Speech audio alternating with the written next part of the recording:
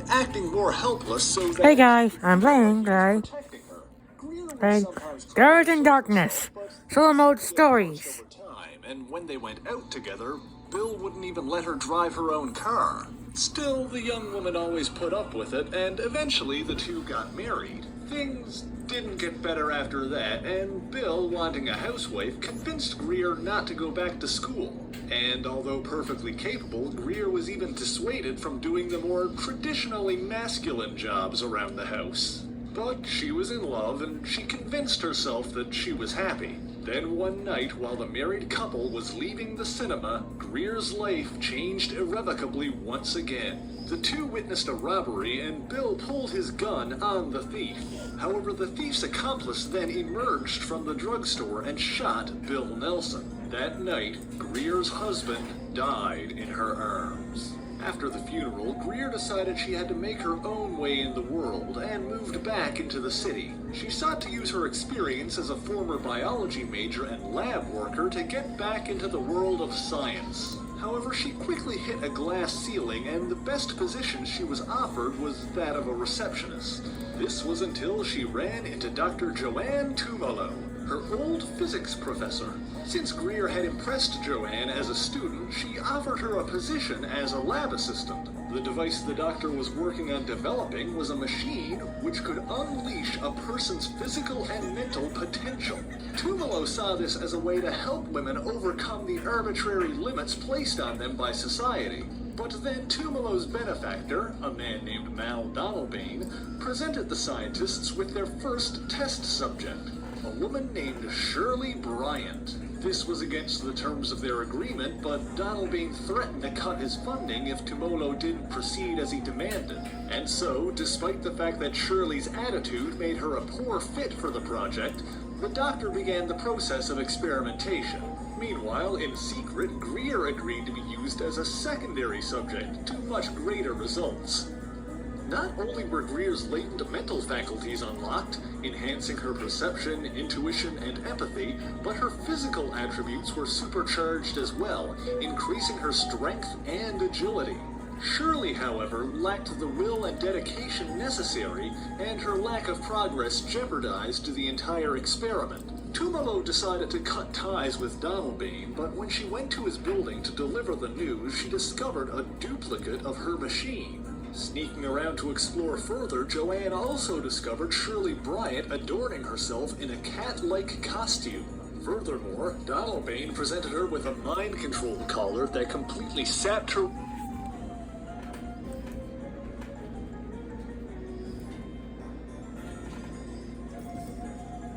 Hey, Cindy. Oh.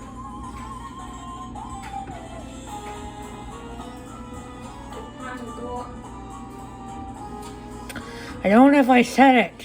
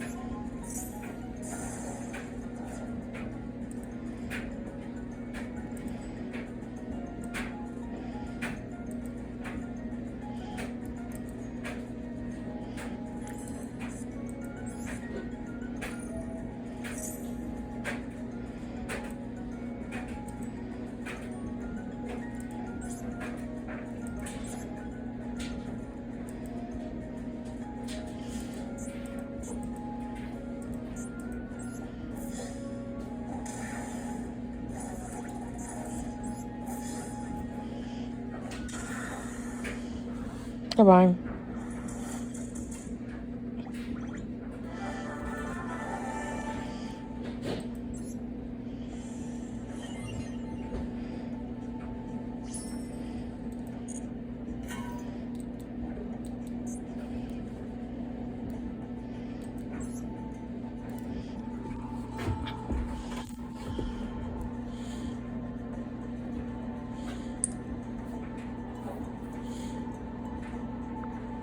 Donalbain presented her with a mind control collar that completely sapped her will, turning her into his slave.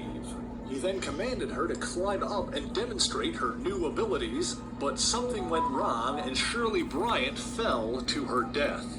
This did not dissuade Mal Donalbain, however, and he intended to test Tumolo's machine on others until he could use it in a series of fitness centers, along with his mind control collars, to create an army of powerful women at his command.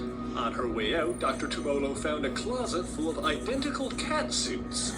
She took one for evidence and then returned to her lab to tell Greer everything she had seen. Greer decided to stay with Tumolo to protect her, but first needed to go pack her bags. However, in the brief time while Greer was gone, Donalbain's men arrived to silence Tumolo, and when Greer returned, the house exploded. Digging through the rubble, the young woman found her mentor so close to death, she thought she was already gone. Taking the clawed cat costume for herself, Greer went after Donalbain, seeking vengeance. She fought her way through the villain's stronghold, eventually making her way to Donalbain himself.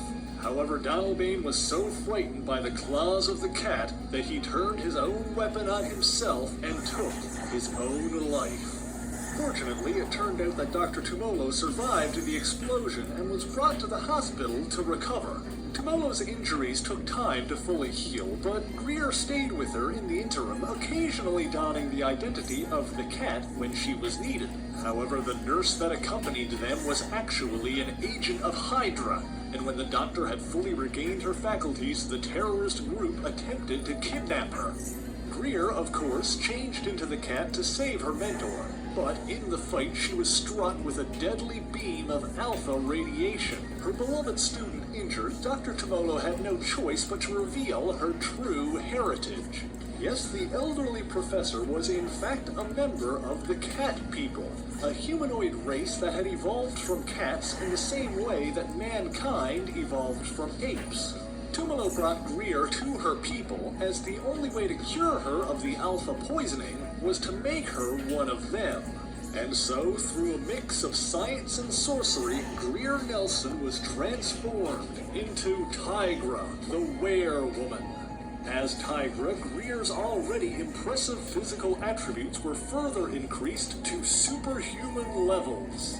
But then, soon after, Hydra agents arrived, having tracked Tumolo to the Cat People's secret location. The evil organization was after a bioweapon the Cat People had developed hundreds of years prior, one that was now known as the Black Plague. Tigra fought back against the villains, and with some help from the Werewolf by Night, the Cat People defeated their attackers. As Tigra, Greer continued her superhero career, fighting alongside the likes of Spider-Man, the X-Men, and the Fantastic Four. She even joined up with the Mighty Avengers and became a founding member of their West Coast division. Years later, Tigra eventually entered into a relationship with Hank Pym, one of the original Avengers. Or so she thought. During the Skrull's secret invasion of Earth, it was discovered that the Pym Tigra was involved with was actually an alien imposter. Then, after the Skrull invasion and the death of the imposter Pym, Tigra found out that she was pregnant. She was distraught at first, but eventually gave birth to a beautiful baby boy she named William. Even though the child's father was a Skrull, because the alien had duplicated Hank Pym down to the molecular level, there wasn't a single trace of Skrull DNA in William's body. Genetically speaking, he was completely human, with a touch of Cat People. And that's the origin of Tigra. Thank you guys so much for watching this video. If you liked it, please leave a like, leave a comment, and share it on your favorite social media. As always, the issues referenced in this video are listed in the description below if you would like to read them for yourself, as well as links to my various social medias, including the Discord server, where you can join the discussion with other friends, followers, and fans of the show. So until next time, true believers, Excelsior!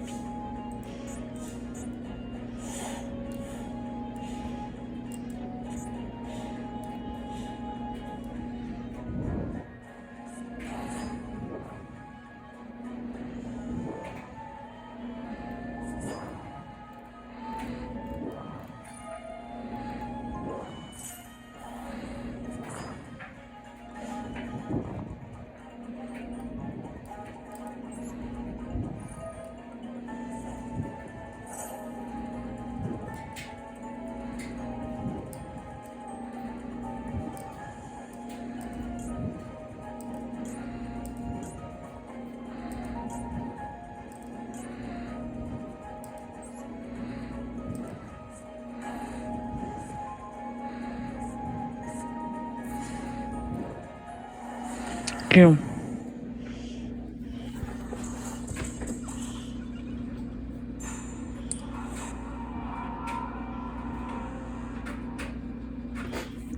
The origin of the villainous tombstone is closely tied to the backstory of Joseph Robertson, the city editor turned editor-in-chief of the Daily Bugle newspaper.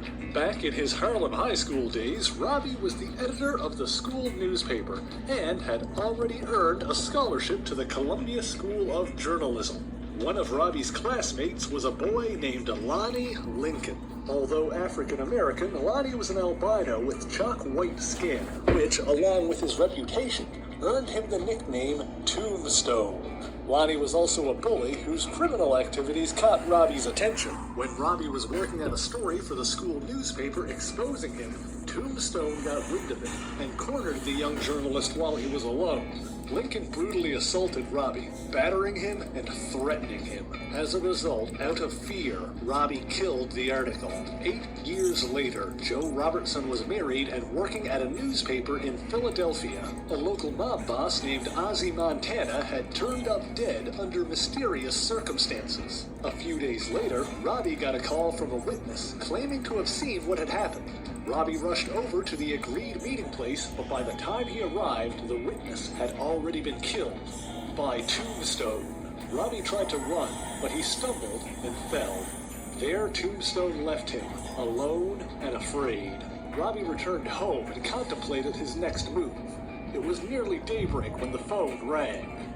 It was Tombstone. A month later, Robbie moved to New York and began his career at the Daily Bugle. For 20 years, Joseph Robertson worked his way up to the role of city editor and later editor-in-chief. For 20 years, he followed Tombstone's career as a Philly mob enforcer. Lincoln was arrested over and over again, but never convicted, as witnesses either didn't talk or disappeared. And so for 20 years, Robbie kept quiet, never coming forward to testify against Tombstone. Then one day, while walking the streets, he saw that his greatest fear had come true. Tombstone had returned to New York, hired by the Kingpin's right-hand man, the Arranger, to be an enforcer for their organization. Robbie tried to follow him one day, but Tombstone confronted him, warning him to stay out of his way. Later, after poring over the newspaper clippings about Tombstone that he had accumulated over the years, Robbie decided that he couldn't stand by any longer. He sat down and recorded a tape, confessing every detail that had happened up to that point. Then he called the one person he thought he could trust with it, Peter Parker. When Peter arrived as Spider-Man, Robbie was already gone, leaving the tape behind. After hearing Robbie's story, Spider-Man swung over to the Kingpin's headquarters looking for Tombstone. The Arranger pointed Spidey towards Battery Park, where Robbie was confronting Tombstone, holding him at gunpoint and trying to make a citizen's arrest. Tombstone, however, charged at his old classmate and grabbed him, squeezing him tightly, nearly breaking his back.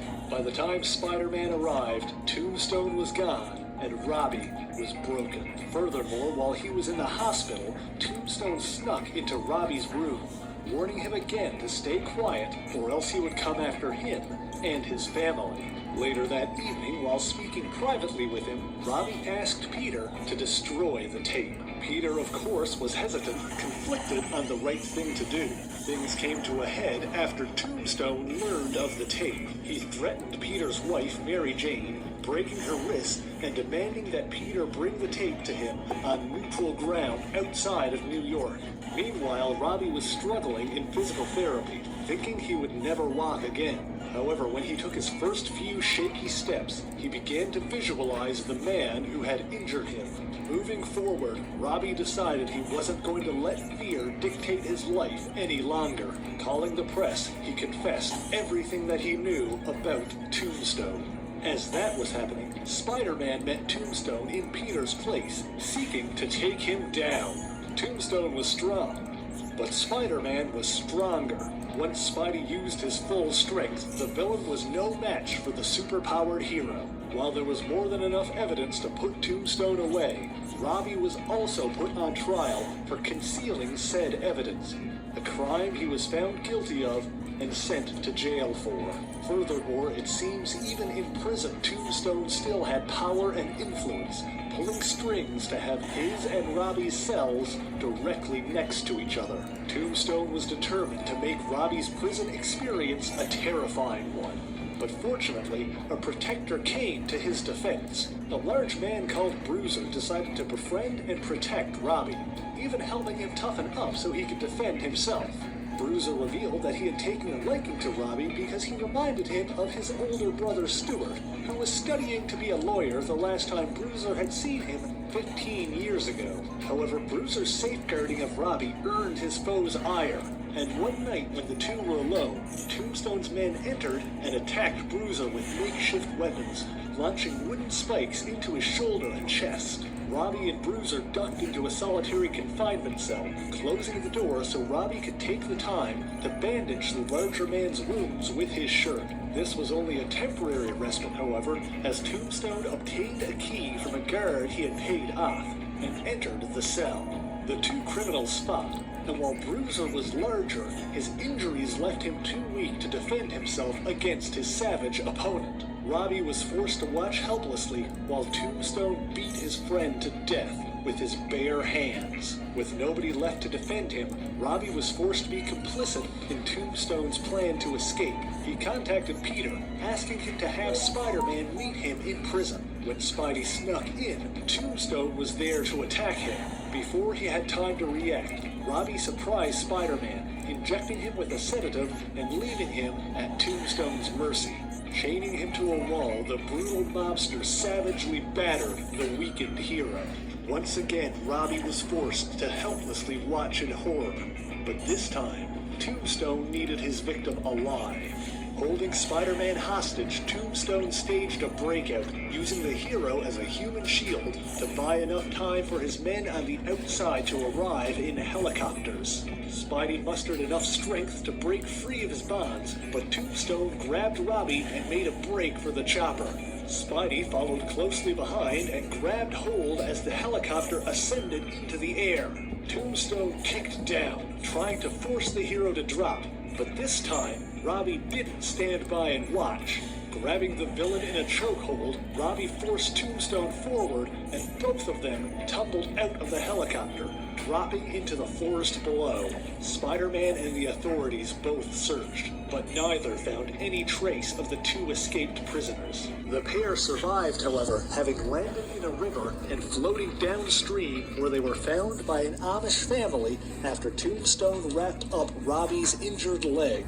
After several weeks of recovering at the homestead of said family, Tombstone challenged Robbie to a fair fight, and for the first time, Robbie fought back, giving his foe a hard punch. Robbie ran off, and when Tombstone caught up to him, tossing him aside, Robbie grabbed a pitchfork and thrust it into the villain's chest. Shocked and injured, Tombstone slunk away, leaving Robbie free to call his family and tell them where he was and what had happened. His family came to meet him, but the reunion was short-lived, as Robbie had also contacted the police and was arrested again. Fortunately, he was approached at the courthouse by a man named Stuart McPhee, the older brother of Lemuel McPhee, who Robbie knew as Bruiser. McPhee had worked his way up to the position of White House advisor and was able to secure Robbie a presidential pardon. Joe Robertson was finally a free man once again. This wasn't the end of Tombstone, however, as he joined forces with the mobster Hammerhead. Tombstone hatched a plan to steal an experimental chemical preservative called Diox-3 from Osborne Chemical for use in the drug trade. He confronted a man named Mark Raxton, aka the former supervillain Molten Man, who also happened to be Harry Osborn's brother-in-law. Tombstone threatened to frame Raxton and ruin his second chance if he didn't help him steal the Diox-3 from Osborne Chemical. Raxton, however, found Spider-Man and told him what had happened. The two former enemies formed an alliance and a plan. Meanwhile, one of Tombstone's men from prison accosted Robbie, offering him a tip on where to find Tombstone and stop him once and for all. Later that night, Raxton opened the gate to Osborne Chemical and allowed Tombstone inside, with Robbie secretly following. When the entrance to the chemical plant opened, Spider-Man leapt out. Spidey and the Bolton Man fought the henchmen, along with some help from Harry Osborn wearing the Green Goblin costume, while Robbie followed Tombstone into the plant. Robbie pulled a gun and cornered Tombstone in the chemical's experimental pressure chamber, attempting once again to arrest him. The villain charged forward, but Robbie instinctively pulled the trigger, shooting Tombstone and causing him to stumble backwards, hitting a button as he fell into the chamber. The chamber then sealed itself and began filling with Diox-3. After defeating the gang, the three vigilantes rushed inside. Forcing open the door to the chamber, they discovered a large hole in the wall and Tombstone missing. As it turns out, the pressurized chemical had an unexpected effect on Tombstone's unique physiology, granting him super strength and nearly indestructible stone-like skin. Using his new power, Tombstone moved up from a simple enforcer to a full-fledged mob boss. Furthermore, thanks to his role in the gaining of said powers, Tombstone decided to forgive Robbie, freeing him of all of his debts and finally ending his vendetta against him. However, the now superpowered Tombstone would continue to battle Spider-Man and other heroes for years to come. And that is the origin of Tombstone. If you like this video, be sure to leave a thumbs up and subscribe for more marvelous content. In addition, if you would like to join the discussion with other friends, followers, and fans of the show, you can follow the link in the description below to join the Merry Marvel Society on Discord. Furthermore, if you support me on Patreon, you'll gain the title of Mighty Avenger and a slick golden name over on the Discord server. So until next time, true believers, Excelsior!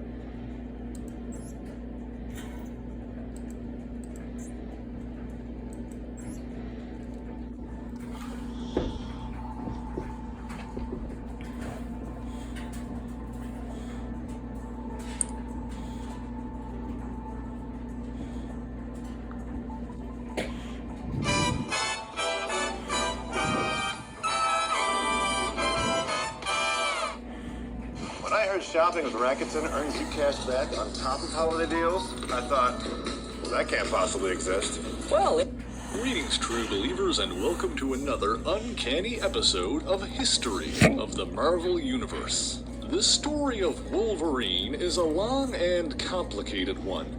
It's been retconned, retold, and rewritten many times over the years.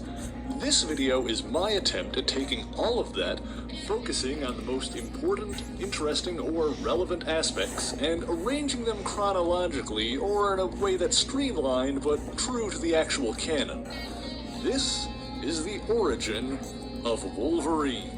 Our tale begins at the Howlett Estate in Alberta, Canada, during the late 1800s. Here lived the married couple of John and Elizabeth Howlett, with John's father, a disapproving and angry old man, often being around. After the death of their first child, John Jr., Elizabeth grew cold and despondent, neglecting her younger son, James. Fortunately, James was able to befriend two other children who were often on the property. There was Rose, an orphan girl who moved in as a companion for James, and Dog, the son of the groundskeeper, Thomas Logan, who lived at the bottom of the hill. What James didn't know was that his mother had had an affair with Thomas Logan, and that he and Dog were half-brothers. For a time, James was happy with his friends and family.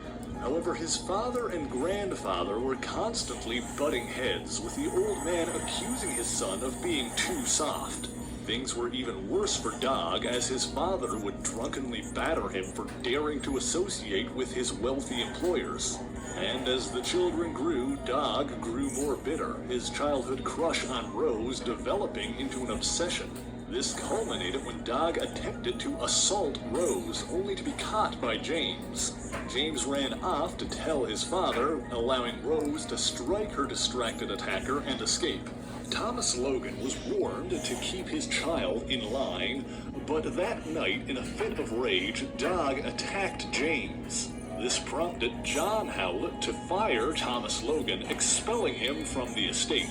Surprisingly, Thomas did not blame his son for this, and instead plotted to convince Elizabeth to come with them and escape. With his son holding Rose at gunpoint, Thomas broke into the Howlett estate and attacked John. James awakened from the commotion and emerged from his room just in time to see his father murdered by Thomas Logan.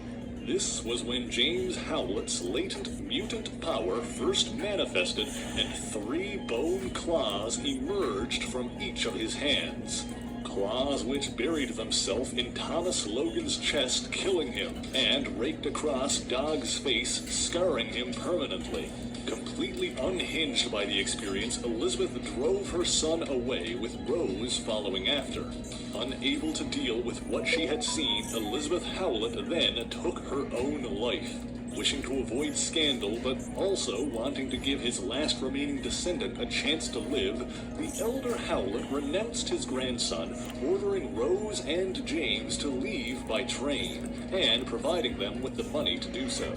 The pair made their way west to British Columbia, where they took refuge in a mining town to the north.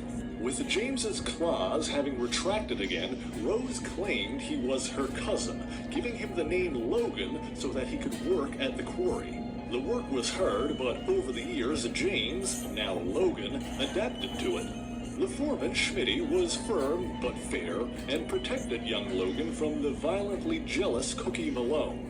But as Logan grew, his mutant healing factor developed, making him stronger, and he became a skilled hunter. He began spending his nights in the wild with the wolves, where he could unsheath his claws and embrace his bestial nature.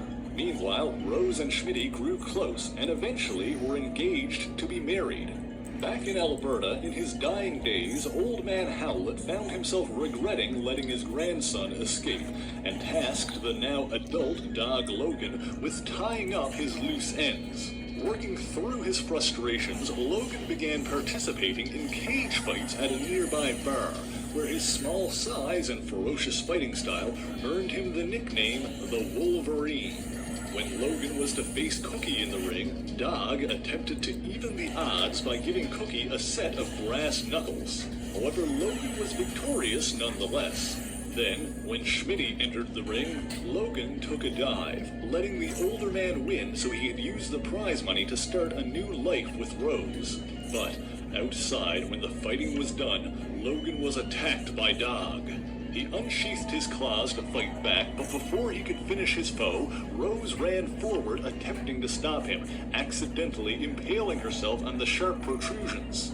Rose died almost immediately from her injuries, and the man known simply as Logan disappeared into the wilderness. Schmitty ran after him and tried to call him back, but it was too late. His friend was gone. Logan spent the next several years in the Canadian wilderness, living and hunting alongside a pack of wolves he befriended. However, this ended when a hungry polar bear strayed down into their territory and attacked. Thanks to his rapid healing, Logan was able to survive the ensuing encounter while the bear did not. However, the corpse left behind gave rise to rumors of a man-sized beast dwelling in the forest. This led to the circus ringmaster, Yugioh Haversham, taking his crew out in search of the man-beast, a quarry he soon found thanks to the skills of his expert tracker, Saul Creed, another mutant with enhanced senses and healing. Logan was savage and feral, but calmed by Saul's sister, Clara, an animal trainer and fellow mutant. Logan was caged and made a part of Haversham's show, but was soon abducted and examined by the twisted geneticist Nathaniel Essex, later known as Mr. Sinister. Clara convinced Saul to help her free Logan, and the three mutants escaped. However, Essex's notes on mutants will come into play later.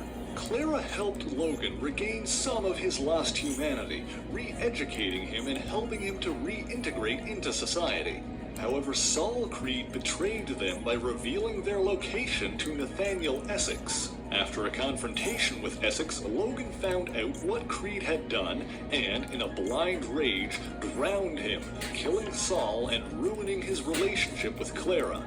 Sometime after this, Logan took up residence in a small frontier community in the Rocky Mountains, where he met the man known as Sabretooth, himself a mutant with powers similar to Wolverine. It was also around this time that Logan began a relationship with an Aboriginal woman named Silverfox. However, what Logan didn't know was that Sabretooth was Saul Creed's brother, Victor. After several months of Logan living peacefully with Silverfox, out of jealousy and vengeance, Sabretooth brutally assaulted and killed Silverfox on Logan's birthday. This, of course, led to a savage battle between the two mutants and began their decades-spanning rivalry. In this battle, Sabretooth was the victor, and Logan left the community in defeat and mourning. Apparently during all of this, the enigmatic villain known as Romulus was manipulating events behind the scenes, although Logan did not learn of Romulus's existence for many decades. Many of the coincidences and contrivances throughout Logan's past could be attributed to Romulus's machinations, and in fact we know that for many of their encounters, Sabretooth was either manipulated or working for Romulus. Venturing deeper into the mountains, Logan found employment as an enforcer for the Hudson Bay Company. He mostly kept a low profile during this time, although he did befriend another group of Blackfoot natives and aided them in a battle against a demonic worm. Throughout all of this, his mind was suppressing memories of traumatic events, such as his supernatural foe, his bone claws, and even most of his childhood. In fact, it's been reported that Wolverine and Sabretooth first battled sometime earlier in Japan, an encounter orchestrated by Romulus that Logan seemingly forgot. It was apparently during this early trip to Asia that Logan first visited the island nation of Madripoor and met several future allies, although the details of these events are unclear. What we do know is that several years later, during World War I, Logan enlisted with the Canadian Army, and while he subconsciously suppressed any realization of having superhuman powers, his superiors took notice. He was assigned to a special unit called the Devil's Brigade under the command of the sadistic and super-strong Silas Burr. Burr was a sociopath and a murderer, and after Logan began to grow close to a woman named Janet, Burr, in a fit of rage, beat the woman to death. Logan attempted to stand up to his commanding officer, who then savagely battered the smaller man with his superhuman strength and tore out his left eye. These events, too, were suppressed in his memory as Logan's healing factor attempted to paper over the trauma. But the psychological scars began to run deeper. While the eye patch he wore inspired an alias he would use some years later, Logan recovered and continued to fight, encountering more of the supernatural and the superhuman both during and after the war, all while denying his own true nature. Seeking an escape from the pain and suffering he'd endured to that point, Logan returned to Asia, attempting to adopt a more cavalier persona. It was during this time that Logan first met the seemingly immortal samurai warrior Ogun. At this time, Ogun was an officer in the Japanese army stationed in China. when Logan intervened in a conflict between Ogun's soldiers and the local citizens, Ogun was so impressed that he, possibly sensing Logan's potential, offered to train him at his dojo. Logan declined, continuing to use a carefree persona to mask his pain, but kept the samurai's offer in mind. In the early 1930s, Logan returned to the island of Madripoor under the alias Patch. Here, he reunited with Seraph, a diminutive but formidable woman who became both a mentor and lover. Logan may have been looking for peace, but the organization that Seraph worked for was controlled by Romulus, and so she began molding him into a more effective assassin. This was also so he could help her combat the dangerous ninja death cult known as the Hand. To this end, Logan traveled to Japan and sought out Ogun for teaching. He spent several years learning honor and discipline, but Here comes ultimately Scarecrow's left to quick. continue his adventures without completing his training. Throughout the 1930s, Logan journeyed across the globe, eventually being instructed by Seraph's organization to learn espionage from the Russian spy Taras Romanov. During his training, Logan also passed down what he had learned to Taras's adopted daughter, a young Natasha Romanov. Natasha looked up to Logan and began to affectionately refer to him as her little uncle. However, this arrangement ended when Logan completed his mission from Seraph by assassinating Taras Romanov. Then, with the Second World War breaking out across Europe, Logan returned to Madripoor. It was during this time that Logan first met and fought alongside a newly created Captain America, as they and a man named Ivan Petrovich rescued Natasha Romanoff from a coalition of Hand Ninja and Nazi soldiers.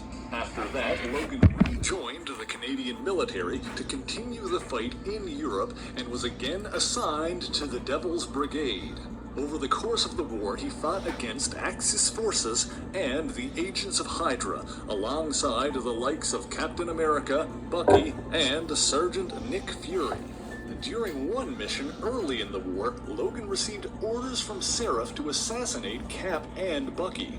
However, Logan disobeyed and allowed himself to be defeated by the American heroes, creating a rift between he and Seraph. And over the following years, Logan experienced the horrors of war firsthand from both sides, making him colder and more cruel. And because of that, after the war ended, Logan sought redemption and returned to Japan. He traveled to Jasmine Falls and met with an old master named Bando Saburo, who he had learned of while training with Ogun. During this time, Logan met a woman named Itsu. The two quickly fell in love, and after several years they married and conceived a child. For the first time since living with Silver Fox, Logan felt truly at peace. However, Romulus conspired behind the scenes and manipulated the brainwashed Soviet assassin known as the Winter Soldier into murdering Itsu. Logan did not learn until decades later that, thanks to his inherited healing factor, his son survived and was abducted by Romulus. This child eventually returned under the name Dakin, but that's a tale for another day. With his second chance at peace snatched away from him, Logan returned to the life of an international mercenary, accepting missions from various government organizations, with his finances being handled by Landau, Luckman & Lake, a company he'd previously done dealings with back in Madripoor. After some brutal assignments, ostensibly originating from Romulus, Logan again returned to Jasmine Falls to continue his meditation, but Chang, an employee of LL&L, recruited him into one more mission. They successfully defeated the interdimensional warlord known as Kimura, but when Chang offered Logan a position at the company, he chose to continue following his own path instead. A path that, by the early 1960s, led to Logan joining the CIA-affiliated Black Ops team known as Team X. While Logan's memories were already fragmented and incomplete due to decades of trauma, this is the point where they began to be actively destroyed. Logan was shocked to find that his old nemesis, Sabretooth, had also been recruited into Team X. But the two were able to work together after memories of their past encounters were suppressed. And Sabretooth was not the only figure from Logan's past to return, as Silver Fox, seemingly having survived her injuries, also joined Team X. At this point in his life, the truth of Logan's past was more muddled than ever, and exactly how much the members of Team X remembered about their previous encounters is unclear. At one point, it was even called into question whether Logan and Silver Fox's previous relationship actually happened, or if it was a false memory that was implanted by Team X's psionic operative, Aldo Ferro, aka Cyborg. It has since been established that their life together at the cabin, as well as Silver Fox's apparent death, did in fact happen, which opens up the possibility that the Silver Fox that was on Team X was actually an imposter of some sort. This theory could potentially be bolstered by the fact that on a mission to Cuba in 1963, this Silver Fox betrayed Team X and even later joined Hydra. However, there was even more happening behind the scenes of Team X. You see, Team X was named thus because it was secretly one facet of the clandestine Weapon X program, itself the 10th iteration of the Weapon Plus program. Weapon Plus was started in the aftermath of World War II with the purpose of creating more super soldiers following the success of Captain America, who they retroactively dubbed Weapon 1.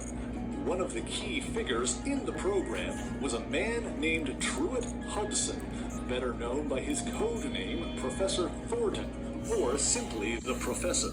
In the closing days of World War II, while investigating a laboratory within a Nazi camp, the professor discovered a journal belonging to Nathaniel Essex. And so, while the different iterations of Weapon Plus explored different types of test subjects, the 10th version, Weapon X, focused on experimenting on mutants. And so, while Wolverine was a member of Team X, the scientists of Weapon X studied and tested the limits of his healing factor, using what they learned to endow the other members with similarly extended lifespans. They also determined that one of the few things capable of subverting this healing factor was the radioactive metal carbonadium. However, after one test of the metal's effect, Logan recovered more quickly than anticipated and attacked before they were able to alter his memories again.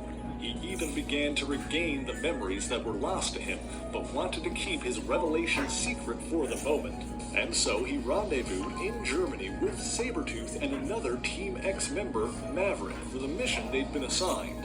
Their job was to steal a device called the carbonadium synthesizer from Russian scientists hiding in Berlin, and to extract their double agent, Janice Hollenbeck. However, when the group was attacked by the experimental Soviet super soldier Omega Red, Sabretooth shot and killed Hollenbeck, considering her a liability.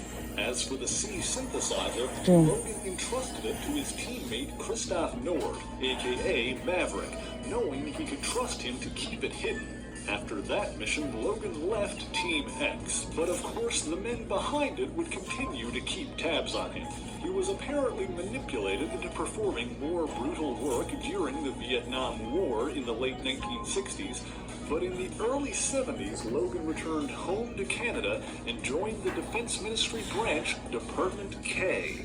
During his years there, he worked with several American agents, including Nick Fury, Richard and Mary Parker, and Carol Danvers. It was also during this time that Logan again encountered Sabretooth, this time working with the notorious Hellfire Club. Logan learned of the club's plans to start a war between mutants and humans, but his superiors refused to listen to his warnings. Disillusioned and deeply troubled by everything that had happened to that point, Logan turned to drugs and alcohol, testing the limits of his healing factor as 7 decades of pain and suffering began to catch up to him. Then, after accidentally shooting a fellow operative while practicing on a shooting range, the man called Logan was disgraced and dismissed from Department K. And this, finally, is where the disparate threads of this story start coming together. Throughout all of this, Romulus was working behind the scenes, manipulating events and pulling strings to transform Logan into a weapon. And for some reason, Romulus had a strange fixation on the Hudson family, and had been using them in his plans this whole time. For example, after the apparent death of Silver Fox, Logan gained employment doing dirty work for the Hudson Bay Company, which was owned by Elias Hudson. In the days of World War I, the training facility where Silas Burr tormented Logan was run by Frederick Hudson, Elias Hudson's brother. And furthermore, those two also had a sister, Elizabeth Hudson, Logan's mother. And that's not all, since, as we mentioned earlier, the professor who played a part in the founding of the Weapon Plus program was Truett Hudson. And this, of course, is what led to the linchpin in all of Romulus's schemes, the Weapon X program. Logan intended to lose himself in the Yukon, seeking an escape from his past sins and refuge from the war between mutants and humans that was to come. However, before he could do so, he was attacked and abducted by agents of Weapon X. This is where, under the orders of Romulus, the professor and his assistants, Abraham Cornelius and Carol Hines, conducted the inhumane Experiment X. Logan was placed into suspended animation, and his body was hooked up to tubes of molten adamantium, a metal which, when solid, was virtually unbreakable. In a process that would kill any normal man, the liquid metal was piped slowly and steadily into Logan's body, coating his entire skeleton in the indestructible substance. While Logan miraculously survived the procedure thanks to his healing factor, his mind did not, and his memories were fragmented and destroyed. This, of course, was an intentional part of the plan to transform Logan into a mindless weapon. However, the professor was apparently unaware of Wolverine's claws, and was shocked to see them emerge, also coated in adamantium. This, of course, was treated as an unexpected boon as they used their machines to test and control their new weapon. But while Logan's memories were almost completely wiped away, he still retained some semblance of humanity. Furthermore, the professor, Cornelius, and Hines could not maintain control over their creation, and after another test, Logan slaughtered the security force meant to retrieve him and escaped into the wilderness. The feral Logan wandered the woods, surviving on whatever game he could find, until the day he came across a married couple on their honeymoon, Heather and James Hudson. Logan attacked and James opened fire, only to be knocked down. However, Heather picked up the gun and shot the wild man in the back. Logan, of course, survived the bullet, but his healing factor had been severely overtaxed and weakened by Experiment X. The Hudsons, feeling sympathy for him, brought Logan back to their cabin, where Heather nursed him back to health, while James went to get help. During this time, Logan recovered enough of his humanity to be horrified by the metal claws protruding from his hands, a pain that Heather helped ease. In addition, James MacDonald Hudson was the head of Department H, a secret arm of Canada's Ministry of Defense. With the help of Department H, Logan's mind was able to recover, and he began to remember some figures from his past, such as Seraph, Ogun, and Captain America. But much of his life was still a mystery. he was examined by Dr. Myron McLean, an expert on adamantium, and learned that the metal had been molecularly bonded to his entire skeletal structure.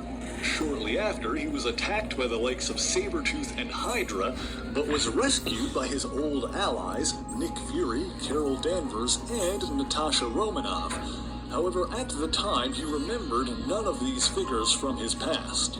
Following this, Logan worked as an operative for Department H and the Canadian Armed Forces for some time. However, following the public debut of the Fantastic Four in the United States, Canada wanted a super team of their own, and Department H changed focus to make that happen.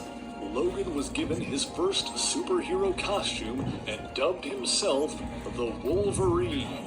James asked Wolverine to lead the team he was putting together, but Logan sought guidance and traveled to Madripoor to ask Seraph for advice. However, Seraph and her new student Viper were embroiled in a conflict with Romulus's forces, including Sabretooth. During that battle, Seraph gave her life to save Logan, her sacrifice inspiring him to take Hudson up on his offer. James MacDonald Hudson completed his battle armor and became Weapon Alpha, while Logan, potentially pulling the name from his subconscious, was Weapon X, and the two joined Canada's first super team, the Flight. Donning his iconic yellow costume, Logan began doing covert missions for Department H in preparation of his public debut as Wolverine. Meanwhile, it was decided that the Flight would be divided into 3 divisions: Gamma, Beta, and Alpha Flight. While that was being prepared, Logan took the opportunity to seek advice once again and travel to Japan to reunite with his old sensei, Ogun. However, in the decades since their last meeting, Ogun had become a heartless assassin, having fallen to the temptation of dark magics. Ogun sought to bring Wolverine under his employ as well, but Logan escaped and returned to Canada, eager to leave behind his former mentor and resume his superhero work. Not long after that, the Wolverine would find the challenge he felt he needed when the Incredible Hulk came to Canada. Weapon X was dispatched to deal with the threat, and Wolverine intervened in a battle between the Jade Giant and the supernatural creature known as the Wendigo. The Wendigo was the first to fall as the other 2 combatants focused on it before turning their attention back to each other. With both Wolverine and the Hulk possessing incredible stamina, neither opponent would stay down for long. After 6 hours, the Royal Canadian Air Force arrived on the scene, declaring Wolverine's mission a failure and deploying a powerful sleeping gas to knock out the Hulk. After this, Logan began to grow disillusioned with his work for Department H. He looked like a superhero, but ultimately he was still just a weapon for the Canadian government to unleash. But Wolverine's battle with the Hulk did catch the attention of one man. A man who used his immense psychic power to arrange a meeting and make Logan an offer. A man named Professor Charles Xavier. Xavier offered Wolverine a chance to be a free agent and do good outside of the confines of government agendas, to stand with his fellow mutants and be more than just a weapon. James Hudson tried to convince him not to leave, but Logan's mind was made up. That was the day that the man known as Wolverine left Department H behind and joined the X-Men. And that is the origin of Wolverine. But thank you so much for watching this video. If you enjoyed it, please leave a like, share the video, and subscribe for more Marvelous content. Be sure to leave a comment letting me know what Marvel hero or villain you want to hear about next. And as always, the issues referenced in this video are listed in the description below if you would like to read them for yourself, as well as links to other places you can find me. So until next time, true believers, Excelsior!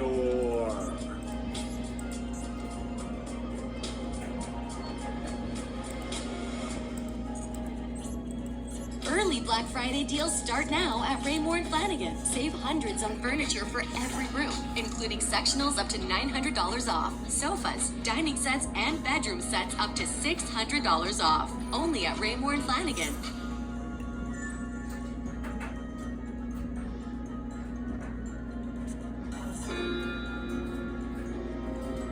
Here, for every story that matters. Every single time. Online.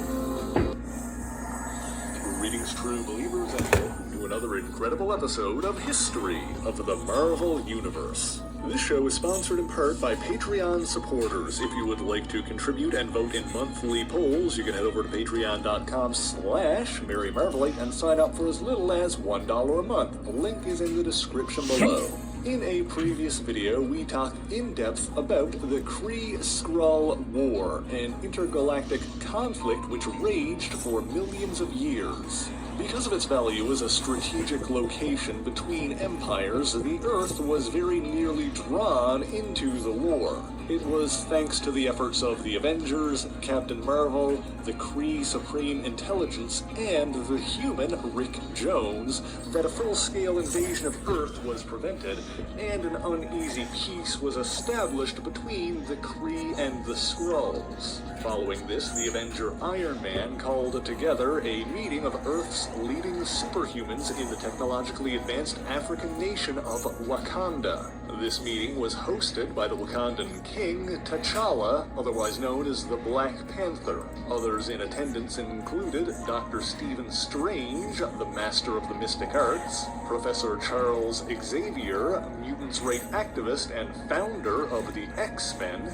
Reed Richards, otherwise known as Mr. Fantastic of the world-famous Fantastic Four, Black Bolt, the king of the hidden superpowered race known as the Inhumans, and Prince Namor, the Submariner, the ruler of the undersea kingdom of Atlantis. In the wake of the Kree-Skrull War, Iron Man, Tony Stark, suggested they marshal their forces, forming a united front which would send a message to the rest of the universe that the Earth was under their protection. However, the others agreed that not only would it be nearly impossible to rally all of the heroes under one banner, but doing so would also turn the general population against them. However, Mr. Fantastic put forth the idea that meeting and sharing information would be beneficial. The Avengers, the Inhumans, and his own Fantastic Four each had information regarding the Kree-Skrull War, but not the full picture. The others agreed, but Namor in particular insisted that no information they shared was to be discussed outside of that particular group. The meetings would need to be conducted in absolute secrecy, with not even their friends, family, or teammates being aware of them. With Professor X present, one of the world's most powerful telepaths, it would be made known if anyone betrayed that trust. However, Xavier would only do that if everyone in attendance unanimously agreed to those terms. But one person dissented, not believing these meetings were a good idea. T'Challa, the Black Panther, was concerned that the others were appointing themselves the Earth's protectors to decide what was best for everyone without oversight or outside advice. Furthermore, he worried about what would happen if during one of these meetings they found themselves at odds with one another. However, the others agreed to continue having regular secret meetings, and thus the Illuminati was formed. Before adjourning that first meeting, Professor X also discussed the existence of Krakoa, a living island in the South Pacific. It was Xavier's subsequent investigations into Krakoa that led to the reformation of the X-Men with a new team. The Illuminati later traveled to the Skrull throne world to warn their Emperor, Adoric VII, not to attempt another invasion of Earth. They attempted to punctuate their point by destroying the Emperor's flagship with Black Bolt's devastatingly powerful voice. However, their escape plan was foiled when the Skrull fleet was able to detect their small craft and opened fire. The members of the Illuminati were then captured, tortured, and studied by the Skrulls. Their technology was examined as well as their genetics, and cell samples were taken from the heroes. Despite being stripped of his Iron Man armor, Tony Stark was able to resist interrogation and escape from his cell thanks to his combat training from Captain America. Stealing a Skrull weapon, Stark began freeing his allies. Working together, the Illuminati then commandeered a Skrull starship and took off. This time, they were able to escape from the Skrull galaxy by having Doctor Strange and Professor X work together to conjure an illusion of the World Eater Galactus, distracting the alien fleet. They agreed that the alien vessel should be destroyed in case it could be tracked, but Iron Man and Mr. Fantastic decided to keep it for study. Sometime after this, many of Earth's heroes and villains, including the Avengers, the X-Men, and the Fantastic Four, were abducted by an extremely powerful entity from another dimension known as the Beyonder. The Beyonders are actually an enigmatic alien race who created pocket universes full of sentient energy in the distant past. We'll talk about that a little bit more later. At various points in history, scientists have been able to generate a force field capable of containing energy from these pocket universes, resulting in the creation of a cosmic cube. One of these pocket universes contained a young Beyonder, referred to as a child unit, who became aware of life outside of itself through a small hole connecting his pocket dimension to the Marvel Universe. Once again, we'll talk more about that a bit later. Wishing to know more, this young Beyonder decided to test the nature of desire and placed the kidnapped heroes and villains on a patchwork planet known as Battleworld, where they fought each other in the first secret war. During this conflict, Professor X apparently attempted to reach into the Beyonder's mind. Because of what he saw, Xavier mistakenly believed that the Beyonder was both a mutant and an inhuman. After the secret war ended and the heroes returned to Earth, Xavier sensed that the Beyonder was near, and so he called a meeting of the Illuminati outside the inhuman city of Atalan, which, at the time, was located on the blue area of the moon. Iron Man was not in attendance this time, as Tony Stark was still recovering from his struggles with alcoholism, and Jim Rhodes had taken over. Xavier presented his idea to the others, but Black Bolt didn't know of any such inhuman.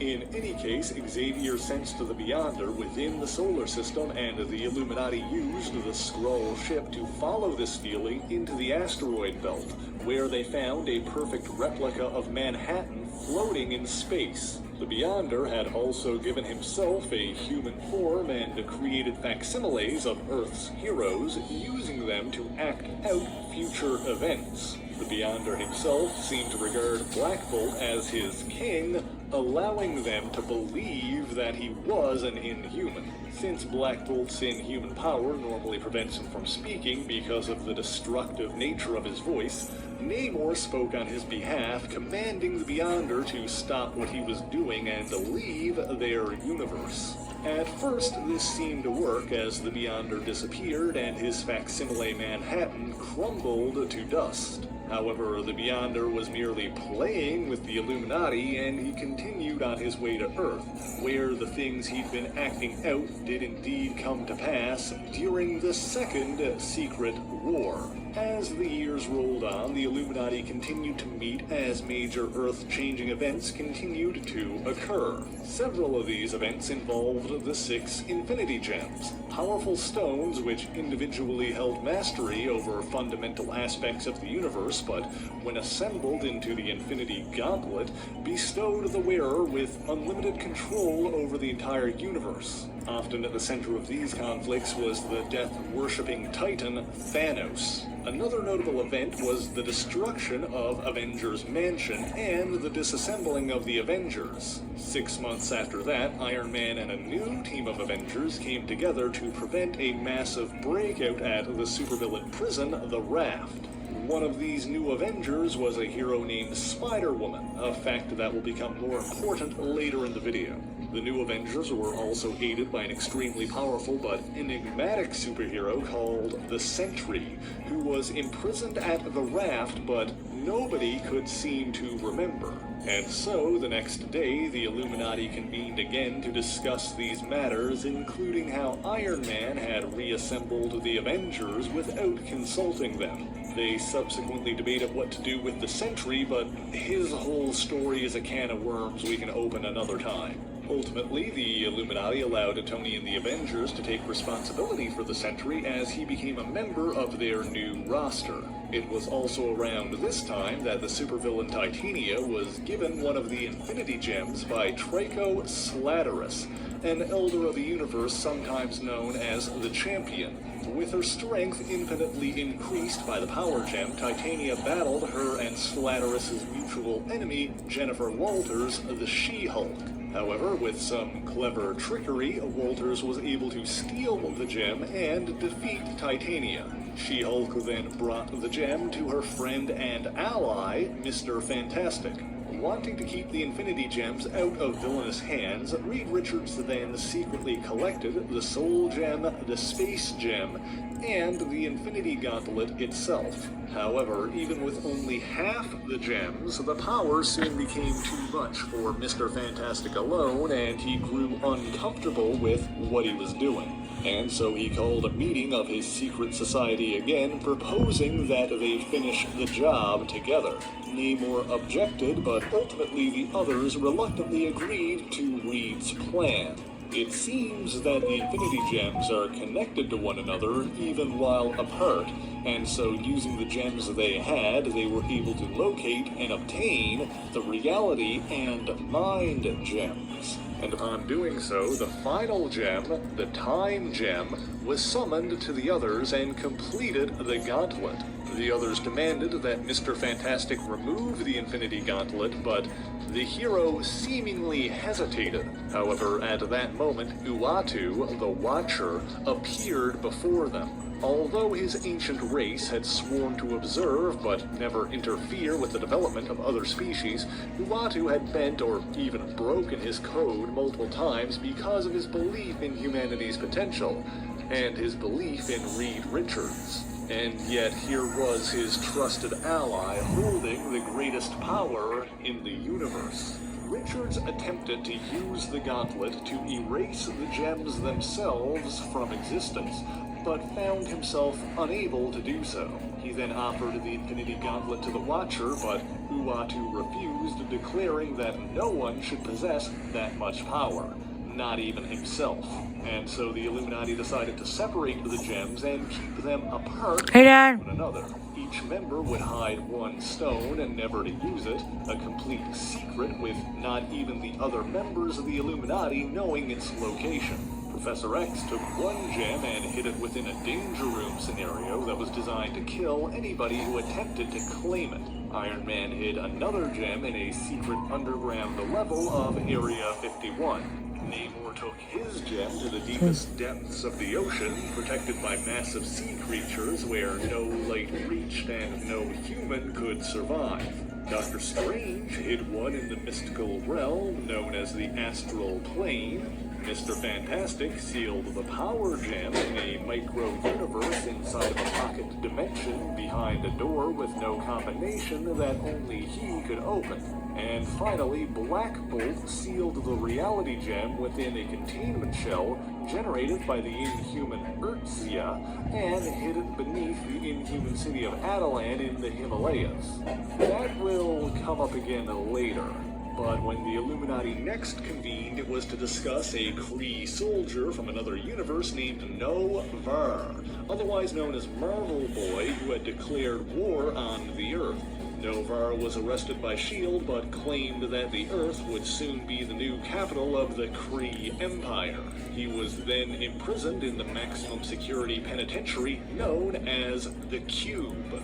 Iron Man suggested that Professor X use his powers to forcefully change No-Var's mind. However, Xavier explained that even if he didn't object to the proposition morally, it would be a temporary solution at best and would backfire, causing more trouble at worst. And so instead, the Illuminati telepathically confronted Marvel Boy in his cell at the Cube. Black Bolt and Professor X told him about the long history between the Kree and the Earth, and how his people were responsible for the creation of the Inhumans, while Mr. Fantastic told him about the Kree hero Captain Mar-Vell, who defended the Earth from a multitude of threats. However, Novar declared that Mar-Vell was a traitor to their species. Regardless, the Illuminati left Marvel Boy with the notion that he too could be a hero if he only chose to be. Another gathering occurred after the Incredible Hulk went on a rampage in Las Vegas and was only stopped thanks to the efforts of the Fantastic Four. The Illuminati assembled at the remains of the Avengers' destroyed Hydro base. This time, Professor X wasn't in attendance since he was missing following the events of House of M. At this meeting, Iron Man put forth the idea of sending the Hulk into outer space, to a distant, uninhabited planet where he could find peace. The others reluctantly agreed, except for Namor, who violently dissented and attacked Iron Man. However, Dr. Strange put an end to the fighting and restrained the Submariner. Namor then left, declaring that the Black Panther was right about them, and that if they followed through on their plan, the Hulk would return and kill them all. Bruce Banner, the Hulk, was subsequently recruited by a Nick Fury life model decoy posing as the real thing. He was asked to destroy an artificial intelligence called the God's Eye, which was in orbit above the Earth. When his mission was accomplished, the Hulk boarded a SHIELD rocket capsule that was brought to him. However, instead of bringing him home, the capsule took off into deep space. Inside, a video played on a screen showing Mr. Fantastic, Iron Man, Doctor Strange, and Black Bolt explaining what was happening and apologizing for what they felt they had to do.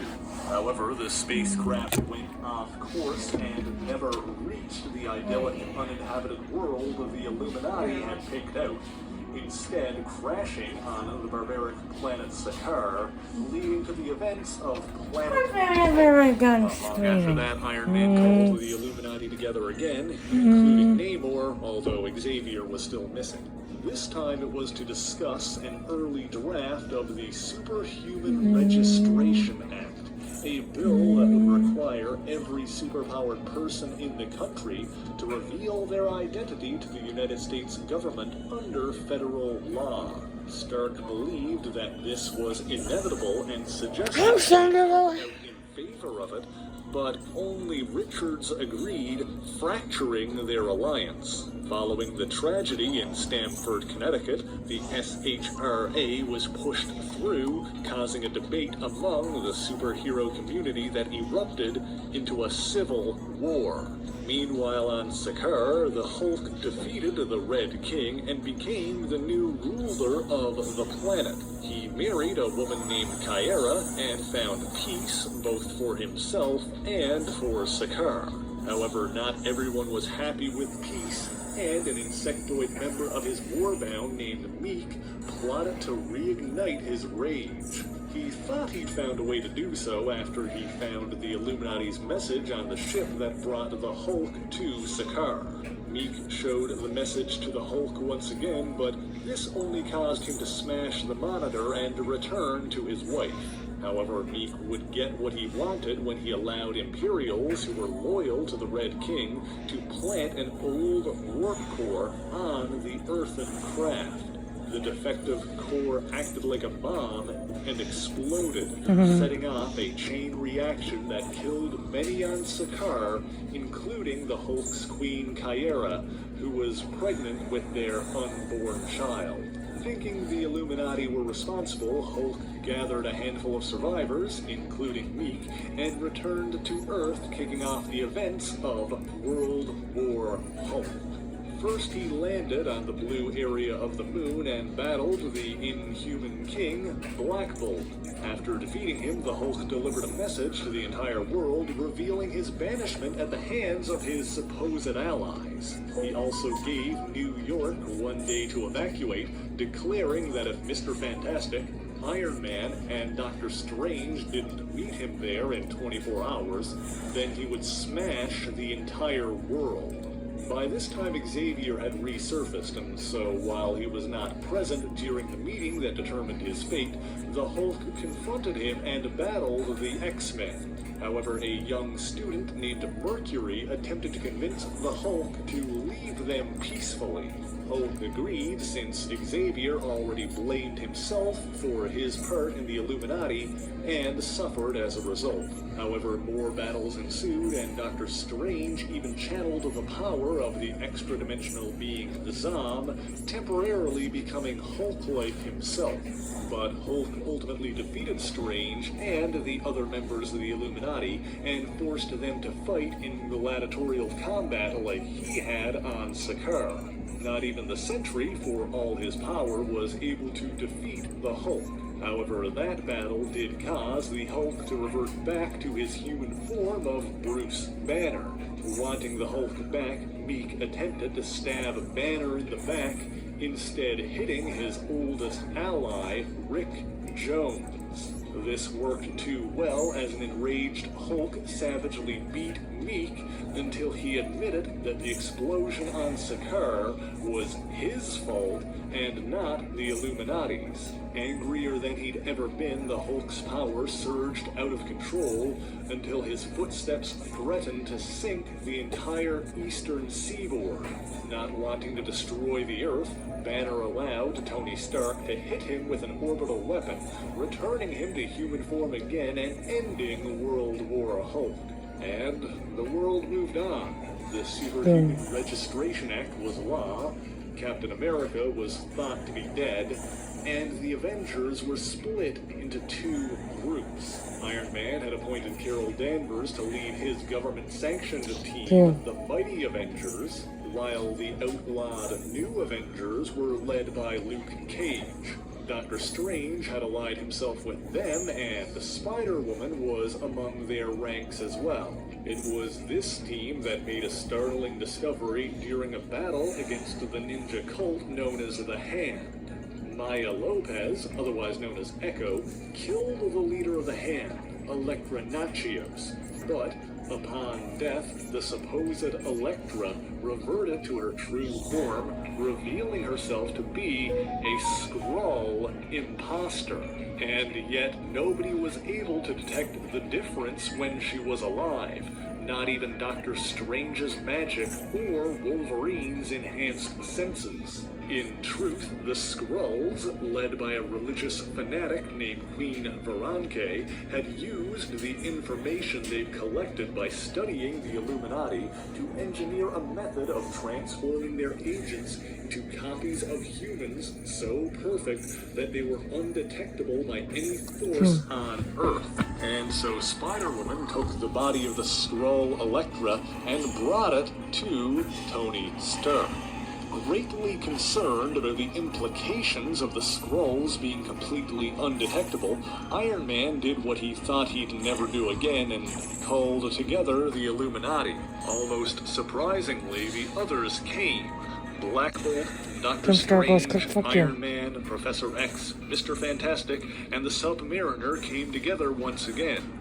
Or so it seemed. In reality, Black Bolt had also been replaced by a Skrull agent and attacked the Illuminati, attempting to retrieve the Skrull corpse so that nothing could be learned from it. The Black Bolt Skrull was killed by Namor, but it soon became clear that the aliens had successfully created more Super Skrulls, each one copying the powers of one or more Earth heroes. While Iron Man was able to defeat two of these new Super Skrulls, they soon realized that nobody could be trusted, and the Illuminati disbanded. These events all led up to the Skrulls' secret invasion, during which it was revealed that the Spider-Woman, who'd joined the New Avengers during the breakout of the raft, and had been with them all this time, was actually the Skrull Queen Varanke in disguise. However, their so-called secret invasion was exposed, leading to a rather public battle between the assembled superhumans of Earth, hero and villain alike, and an army of Super Skrulls. However, the one who fired the shot that killed Queen Varanke and ended the battle was the leader of the Thunderbolts, the alleged Green Goblin, and Spider-Man's arch nemesis, Norman Osborn. Public opinion shifted, Tony Stark was out, and Osborn was in. Becoming the Iron Patriot, Norman Osborn was appointed to be the new leader of the government-sanctioned Avengers. However, he put together his own dark version of the team with several villains posing as heroes, including Moonstone as Ms. Marvel, Daken as Wolverine, Bullseye as Hawkeye, and Venom as Spider-Man. This version of the team also included Ares, the Sentry, and Noh-Varr, who had taken the name Captain Marvel. Not only that, but behind the scenes, Osborn put together his own version of the Illuminati, known as the Cabal. His group included the Hood, Loki, Doctor Doom, Emma Frost, and Namor. The secret invasion was over, but Norman Osborn's dark reign had begun. However, this didn't last forever, and Osborn's reign came to an end with his siege of Asgard. Steve Rogers, the original Captain America, returned, the Superhuman Registration Act was repealed, the Avengers reunited, and the world entered a new heroic age. However, meanwhile, the real Black Bolt was thought to have been killed at the end of the War of Kings, and so rule of the Inhumans passed to his wife, Queen Medusa. While Urtzia, the Inhuman who created the shell that Black Bolt used to house the reality gem, was arrested for murder and imprisoned on Rikers Island. There, he met and befriended Parker Robbins, aka the Hood, a former member of Norman Osborn's Cabal. Robbins learned of the gem's location from Urtzia, and after bribing his way out of prison, he traveled to the former location of Atalan in the Himalayas. There, he managed to uncover his prize, one of the 6 Infinity Gems. With the ability to warp reality, he was able to enter the inaccessible pocket universe created by Reed Richards and claim the power gem as well. Robbins then tested his newfound power by challenging and defeating the Red Hulk. The Red Hulk in turn went to the Avengers for help, including Iron Man. Stark took off and called a meeting of the Illuminati, much to the surprise of the others. However, with Black Bolt presumed dead, his Queen Medusa answered the summons that was meant for him, learning of the Illuminati. And she wasn't the only one. The group traveled to the Himalayas to investigate the theft of the reality gem, but Steve Rogers had tracked Tony after he left them so suddenly and met them there with a team of Avengers, including Noh-Varr, who had taken the name Protector. The Illuminati was exposed. Iron Man explained the situation, and although tensions were running high, the Avengers resolved to prevent Parker Robbins from gathering the remaining Infinity Gems. The ensuing fight was tough. Gems were collected, lost, and changed hands, but in the end, the Infinity Gauntlet was completed on Iron Man's hand. The first thing he did with it was send Robbins back to his empty prison cell. And the second was to wish the Infinity Gems themselves out of existence. Or so it seemed. However, this was merely a trick to make the world believe the gems were gone, as Iron Man feared what might happen if they were actually destroyed. Following this, Stark called together Namor, Richards, Xavier, and Strange to fill them in. They would hide the gems once again, but this time Captain America would not be left in the dark. This time, Tony had contacted Steve Rogers as well, who agreed to join with them provided the gems be better hidden this time. For a while, this was the end of the Illuminati as they agreed to stop meeting. However, another crisis occurred when the return of the Phoenix Force caused a rift between the Avengers and the X-Men. Iron Man's attempts to stop the Phoenix Force caused its power to be split up and distributed among 5 mutants, one of which was Namor. When the Phoenix Five began remaking the world in their image, Captain America called together the Illuminati in the hopes of talking to his old comrade in arms. However, Namor did not arrive until the others had left, and although he came alone and left 10, peacefully, 15 Cap's attempts orders to on the talk deck. Namor I'm mailing you. down I'm were mailing you. unsuccessful. The Avengers vs. X-Men conflict continued until both sides were united against the full power of the Dark Phoenix. While the Phoenix Force was eventually repelled and peace returned, Professor Xavier lost his life during the conflict. However, the Illuminati would later reconvene due to one of the greatest threats to face the multiverse, the incursions. These events are ones which could be spoken of in more detail in a future video, but for this week we'll be giving a fairly truncated summary. In short, the incursions were a cascading wave of destruction that was occurring across the multiverse. The reason for this stems back to those extra-dimensional beings we mentioned earlier, the Beyonders, sometimes known as the Ivory Kings. As beings from beyond known space, the enigmatic Beyonders had initiated a grand experiment to simultaneously destroy all life in the multiverse.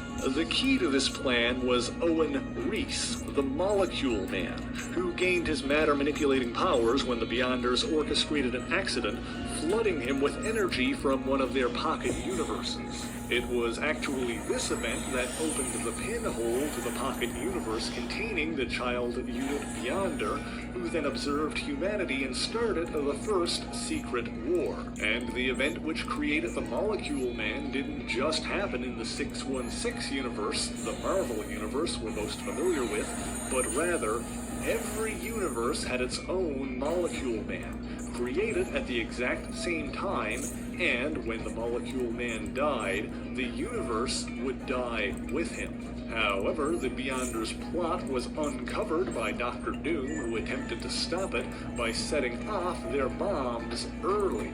Joining forces with the Molecule Man of his own universe, Doom traveled the multiverse, killing Molecule Men. However, this caused the early deaths of these universes, which in turn caused an imbalance in the multiverse, and while I could go into more detail about how exactly this all works, the end result is that entire universes would crash into one another. The point where they made contact, the incursion point, was always the Earth. Whenever one Earth appeared above another, 8 hours later they would crash into one another and create an explosion that destroyed both universes. And each time this happened, the chain reaction would continue, forcing 2 more universes together and causing another incursion.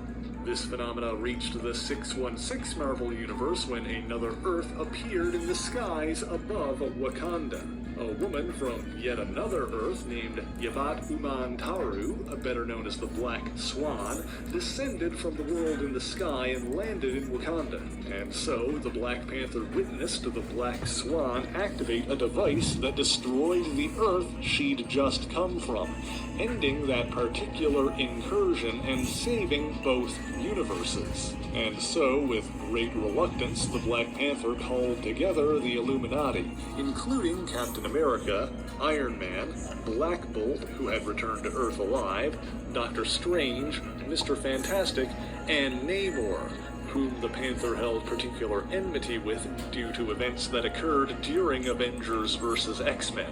The Black Swan was captured, and from her, the Illuminati learned much about the incursions and how she'd been stopping them by sacrificing other Earths. Captain America refused to consider the option of destroying other worlds, but He suggested they do what they swore they never would.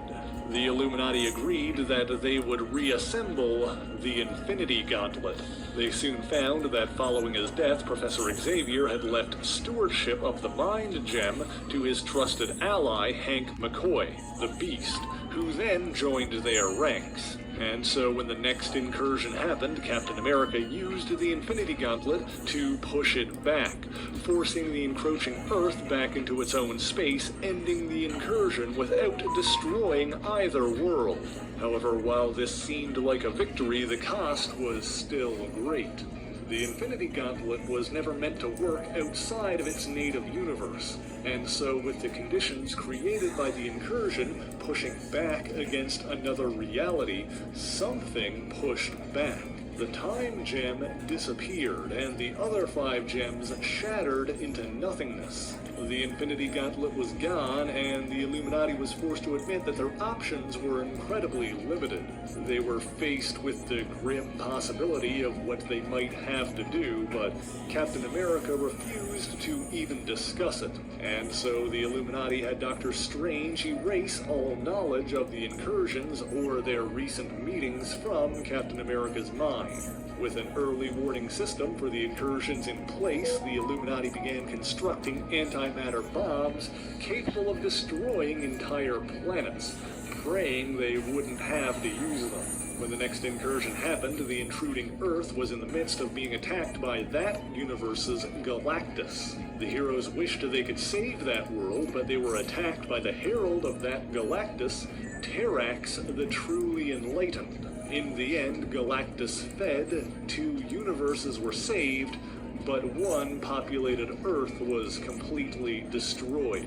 Furthermore, that universe's Terrax survived and was imprisoned by the Illuminati. The next incursion happened in the skies above Dr. Doom's nation of Latveria.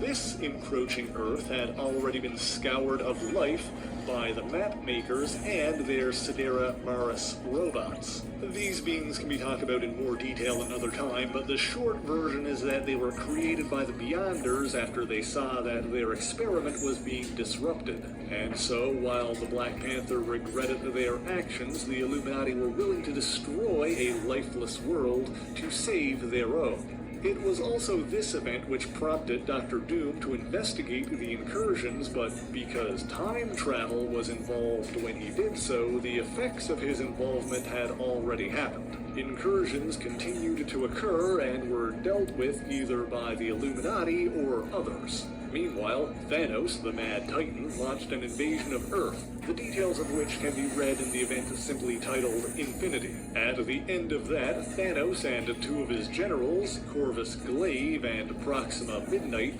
were also imprisoned by the Illuminati. Sometime following this, Bruce Banner learned of the multiversal collapse and deduced that the Illuminati had reunited. However, this time they brought him into the fold, and Banner agreed to join them after Tony explained the incursions. The next Earth that threatened to collide with Earth 616 was home to a League of Justice-seeking heroes called the Great Society. When the incursion began, the Illuminati traveled to that Earth, hoping to find a solution to spare both worlds. However, the debate became heated, and the pressure of the decision they had to make weighed heavily on them. Namor ran out of patience and attacked, sparking a battle between the 2 groups. This fight was at a stalemate until Dr. Strange unleashed a demonic power that overpowered their opponents and killed most of the Great Society. The Illuminati planted the bomb and went back to their own Earth. All that was left to do to save their world, their universe, and most of another was to sacrifice one planet, killing billions to save untold trillions. The math was easy, but the task of pulling the trigger was less so, and they found they couldn't do it. Well, most of them couldn't. Prince Namor, the Submariner, picked up the detonator and activated the antimatter bomb, destroying an entire Earth to save his own kingdom. He was then thrown out of the group, but was determined to protect his home, and so he founded his own, He allied with Black Bolt's brother, Maximus the Mad, and freed the prisoners. Victory! You got decked out! Proxima Midnight, Terrax the Truly Enlightened, and even Thanos the Mad Titan. Together, they formed a new cabal for the purpose of killing other Earths. But in the end, nothing they did was enough. Earths crashed. Universes blinked out of existence. It was the end of everything. And in the end, everything died. Or at least it would have if not for one man who saved what he could, the last scraps of the multiverse preserved. But that's another story. The story of how Victor Von Doom ascended to the God Emperor of Battleworld, and how the fate of the entire multiverse and all of reality was decided in the last Secret Wars. That's all I got for you this week, but thanks so much for watching this video. If you enjoyed it, please leave a like, share the video, and subscribe for more marvelous content. Be sure to leave a comment letting me know what Marvel hero or villain you want to hear about next, and as always, the issues referenced in this video are listed in the description below if you would like to read them for yourself, as well as links to other places you can find me, including my Patreon page, where for only $1 a month, Early Black Friday deals start now at Raymore and Flanigan. Shop limited time deals and save hundreds on furniture for every room. Thousands of items in stock and ready to deliver to your home. Don't wait, these deals won't last. Only at Raymore and Flanigan.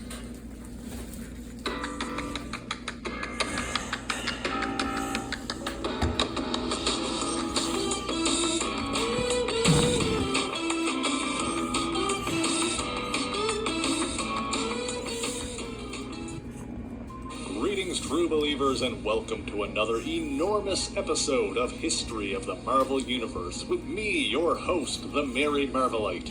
In 1966, after a brief sabbatical, the size-changing scientist Hank Pym returned and rejoined the Avengers. Previously having operated as both Ant-Man and Giant Man, Pym donned a new costume and a new name, Goliath. Even though growing put a strain on his body, Pym, as Goliath, joined the Avengers on a mission to rescue his partner, Janet Van Dyne, aka the Wasp, from the villainous Collector. While the mission was successful, Pym had remained in his enlarged state for too long, and upon attempting to shrink back to normal, Goliath blacked out. Upon regaining consciousness, Pym discovered that his height had become fixed at 10 feet, and that further attempts to change size would no doubt be fatal. Looking for a way to safely return to normal, Pym contacted Tony Stark for help. Stark sent a brilliant biochemist in his employ to aid in Pym's research. This was Dr. William Barrett Foster. Foster and Pym got to work looking for a way to restore Hank's power and return him to normal. Unfortunately, while this was happening, a racist group of domestic terrorists, calling themselves the Sons of the Serpent, were attacking minority individuals on the streets. Bill Foster was African American, and so one evening after stepping out of Pym's cottage home, Bill was attacked by the Sons of the Serpent. Thankfully, Foster survived the assault, and Pym put their experiments on hold to assemble the Avengers and strike back against the villains. However, Goliath's plan involved agreeing to speak at the Serpent's rally, and so Bill Foster chose to distance himself from the hero. Of course, when the time came to address the crowd, Pym spoke out and denounced the Serpent's hatred and bigotry, and in the end, the Avengers defeated the Sons of the Serpent. Not long after that adventure, a new villain calling himself the Living Laser used his deadly beams to cut into a bank vault, and the Avengers were called in to investigate. At the bank, Janet Van Dyne encountered an old friend of hers, Lucy Burton, who happened to be engaged to the bank owner's son. In the crowd outside, Lucy Burton's angry and heartbroken ex-boyfriend, Arthur Parks, peered in, immediately becoming enamored with the Wasp. Returning home, Arthur Parks donned his high-tech costume and once again became the Living Laser. Traveling to Avengers headquarters, Parks followed Goliath and Wasp back to their cottage home. Upon entering, Hank and Janet found that Bill Foster had returned. Apologizing for not trusting his friend more, Bill was ready to get back to work.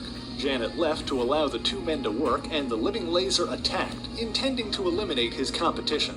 Although Goliath was able to defeat his foe, the laser's powerful beams and unexpected ability to fly allowed him to escape Avengers' custody. Pym and Foster went back to work while Captain America, Hawkeye, and the Wasp tracked down the living laser, only for the three of them to be captured. Goliath arrived on the scene, and while he was able to free Cap and Hawkeye, Parks escaped with Janet. Hank, of course, went after him, and while he was briefly captured, his newly restored shrieking powers allowed him to escape and free the Wasp. Together again, Ant-Man and the Wasp defeated the living laser, and though they had accomplished their goal, Pym and Foster decided to continue working together. Fast forward to the 1970s and the pages of Luke Cage, Power Man. Cage was romantically involved with a woman named Claire Temple. One day Claire received a letter, and shortly after she left New York, leaving a message for Luke telling him not to follow her. However, once she reached Los Angeles, Claire sent Luke a postcard, which of course was marked with a return address. Luke took this as a sign and boarded a bus to go after her. The address led Luke to a hotel where the clerk informed him that Claire had been spending a lot of time at a local fairground. Cage traveled there to investigate, and while he was there, he saved the life of one of a pair of trapeze artists when a sudden wind disrupted their routine.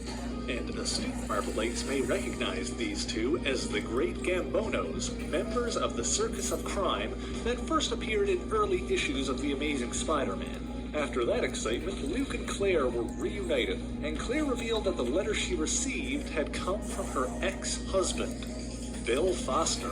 She explained that their whole relationship had occurred while Claire and Bill went to college together. The marriage, the fights, and finally the subsequent divorce. While Claire Temple got her degree and eventually started a free clinic, Bill started working for Stark Industries, and of course we know where he ended up. Bill helped Hank Pym, the original Goliath, restore his size-changing powers, but what we didn't know was that Foster continued to experiment with Pym's formulae, inadvertently trapping himself at a height of 15 feet. Bill was confident that he could reverse his condition, just as he had done for Henry Pym, but he was too proud to ask Pym or Stark for help, and so he began working at the circus to raise money and continue his research.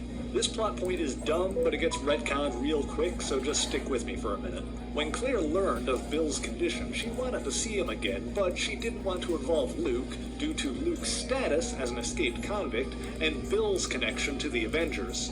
Bill soon arrived on the scene as the new Goliath and saw Luke Cage with his hands on his former love.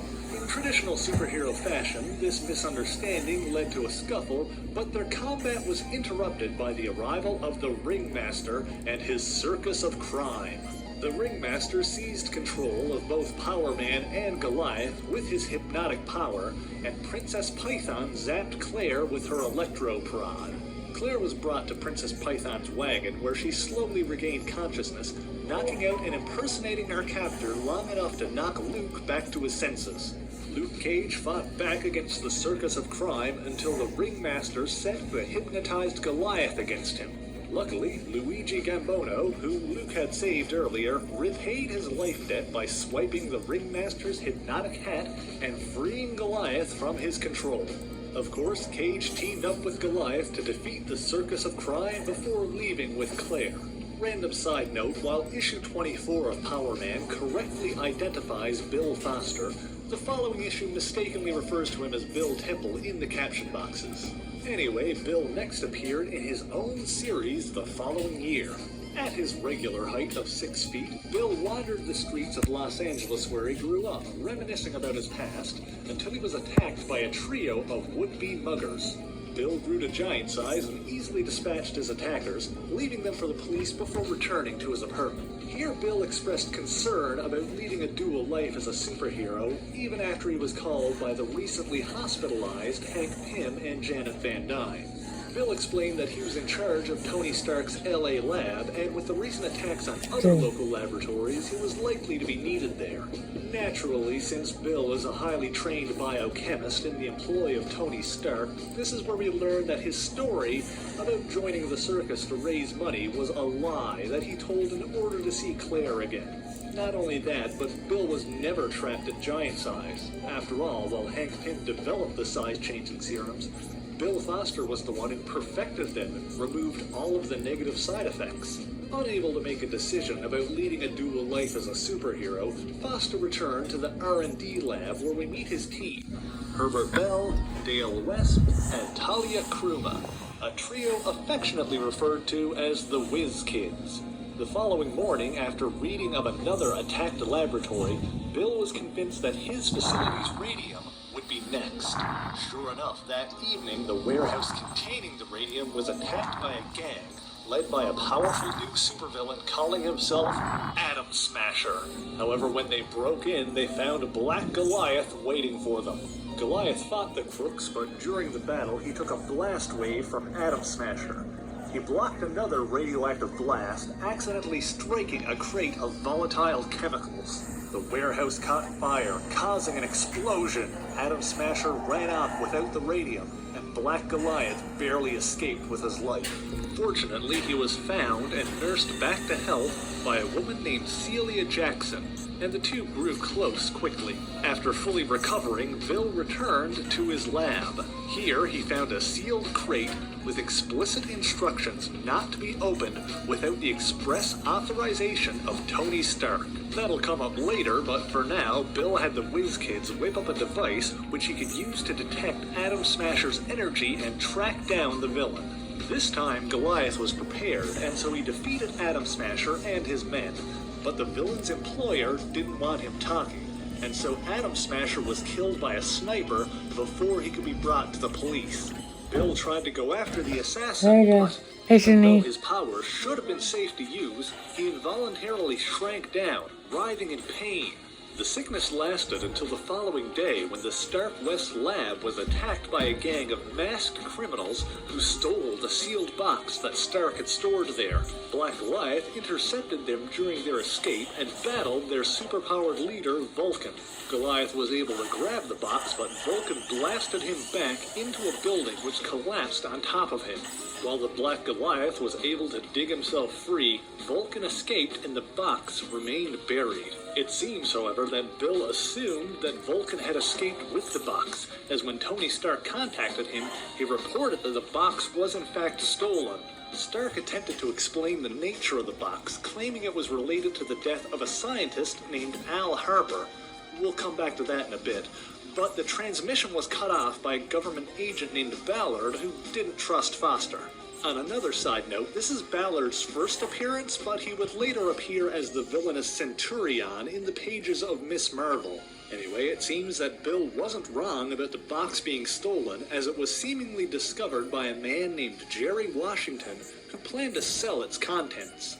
Jerry's girlfriend Reggie Claiborne didn't like the idea, but when Jerry became physically abusive towards her, Reggie left. This all didn't work out for Jerry, for when he finally got the box open, the glow from whatever was inside enveloped and vaporized him. Meanwhile, as Goliath was talking to the LAPD, a boy named Keith rushed into the station. A nearby bank was under attack by the notorious armored supervillain Stiltman, and Keith's aunt, Celia Jackson, who previously nursed Goliath back to health, had sent her nephew to find the size-changing hero. Goliath rushed to the scene of the crime with the police, where he battled Stiltman. However, his armored foe had a new weapon, a Z-Ray, which he used to banish Goliath, along with Celia and Keith, to another dimension. Fortunately, the first alien they met was a friendly one named Dareth. Dareth led the lost humans to a building where they could construct a way home. While the alien was putting the finishing touches on the dimensional transporter, Goliath and Celia snuck off for some alone time. While they embraced, the building's robotic guardian approached and attacked, but Dareth pushed the two humans out of the way, sacrificing himself to save them. Goliath battled the robot, defeating it and avenging Dareth before the three lost humans returned to Earth. This was the end of Black Goliath's self-titled series, but the dangling plot threads left behind were picked up in other books. In Marvel 2-in-1 number 24, we see Bill Foster and the Whiz Kids still working at Tony Stark's West Coast lab. This is where Bill first met Ben Grimm, aka The Thing of the world-famous Fantastic Four, and the two teamed up to battle one of Hank Pym's old enemies, the Hijacker. The mystery of the box would be answered when Bill Foster joined forces with the Champions, a super team then consisting of Ghost Rider, Black Widow, Hercules, Darkstar, and former X-Men Iceman and Angel. Apparently, at some point, Reggie Claiborne returned to Jerry Washington's apartment to find Jerry missing and the box glowing. Not knowing what to do, Reggie brought the box to the Champions' Los Angeles headquarters, but on the way there, she was pursued by the Stilt Man. The Champions battled Stilt Man, destroying his Z-Ray and forcing him to flee. Black Goliath gave chase on his own, defeating Stilt Man mostly off-panel, while the Champions dealt with the box, which apparently contained the Stranger's null-life bomb. Okay, this is going to take a little bit of explaining, so strap yourself in. The Stranger is a cosmic entity who visited Earth several times in the past. In Silver Surfer number 5 in 1969, the Stranger decided that humans weren't worthy of existing and brought to Earth a null-life bomb capable of wiping out all human life on the planet. While the Silver Surfer confronted the Stranger, a human scientist named Al Harper tracked down and disarmed the null-life bomb at the cost of his own life. After witnessing such selflessness, the Stranger decided to give human life a chance and left Earth once again. Evidently, the null-life bomb somehow came into the possession of Tony Stark, who sealed it up, but due to the tampering with the containment unit, the bomb had become armed once again. And so the...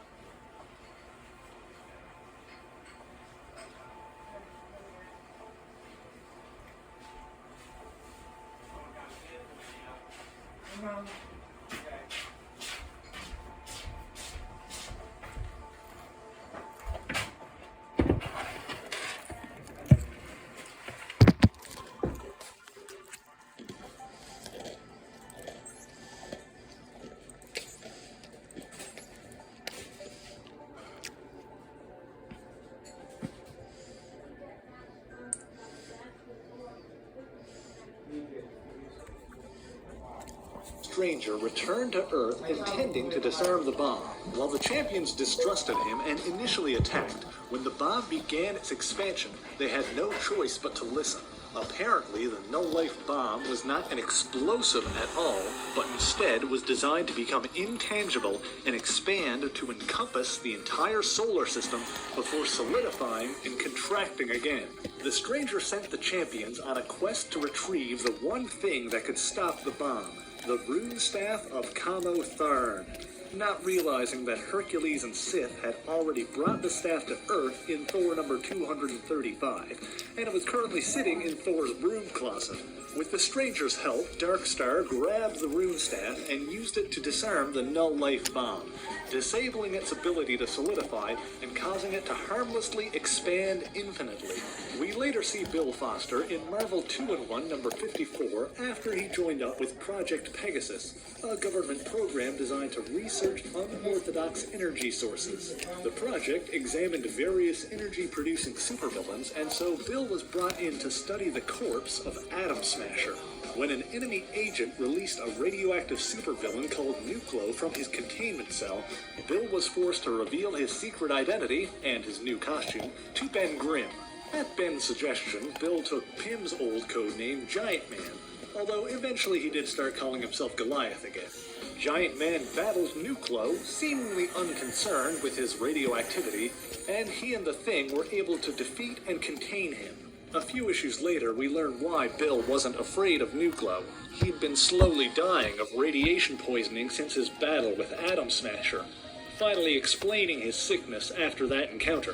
Bill continued to work at Project Pegasus while searching for a cure, albeit unsuccessfully. He also continued his friendship with Ben Grimm, occasionally helping to fight against supervillains while getting less careful about maintaining his secret identity. It wasn't long before the staff at Project Pegasus were all familiar with his dual identity. Meanwhile, at one point the Thing was captured by Advanced Idea Mechanics, the terrorist group of super scientists, and used as a test subject for their radioactive bioweapon known as Virus X. While Grimm escaped, with some help from Namor the Submariner, he was already infected with the virus. Due to his recent work on radiation poisoning, Bill Foster was brought in to help.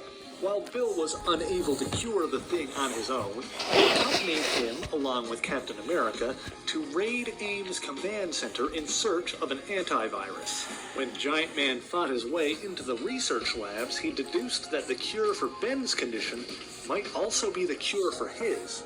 However, there was only one dose of the antidote, which Bill, of course, administered to Ben. Immediately after, Bill's condition worsened. He collapsed and was brought back to the Baxter Building, the headquarters of the Fantastic Four. Experts like Walter Langowski, aka the Canadian superhero and member of Alpha Flight Sasquatch, were consulted, but Foster's situation seemed hopeless.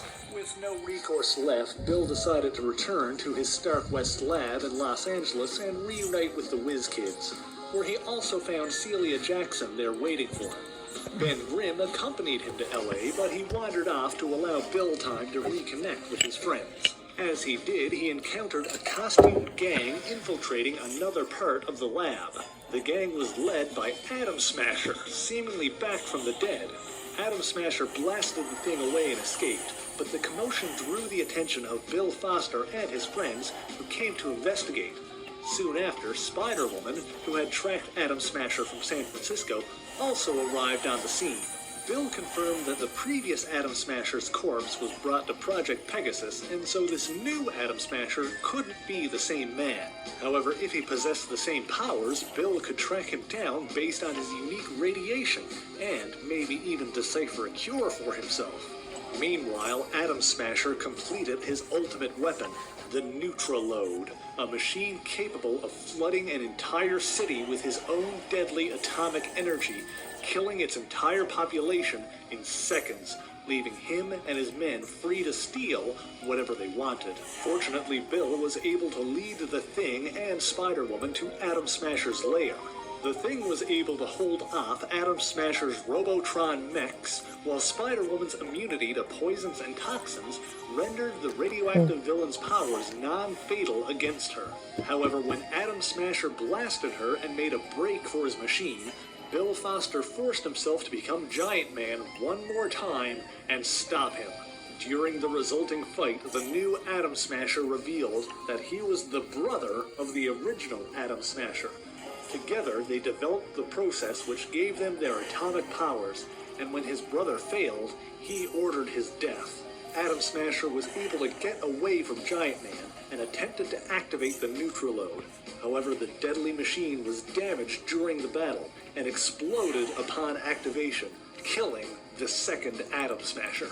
Bill Foster collapsed, but fortunately, it was discovered that the antibodies produced by Spider-Woman's bloodstream in reaction to Atom Smasher's radiation could be used to save Foster's life, although at the cost of her immunity factor.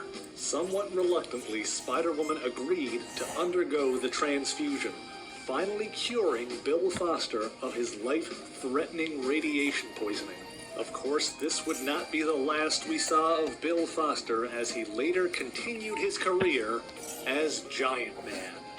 And that's the story of Bill Foster. If you like this video, be sure to subscribe, comment, like, share, all that good stuff.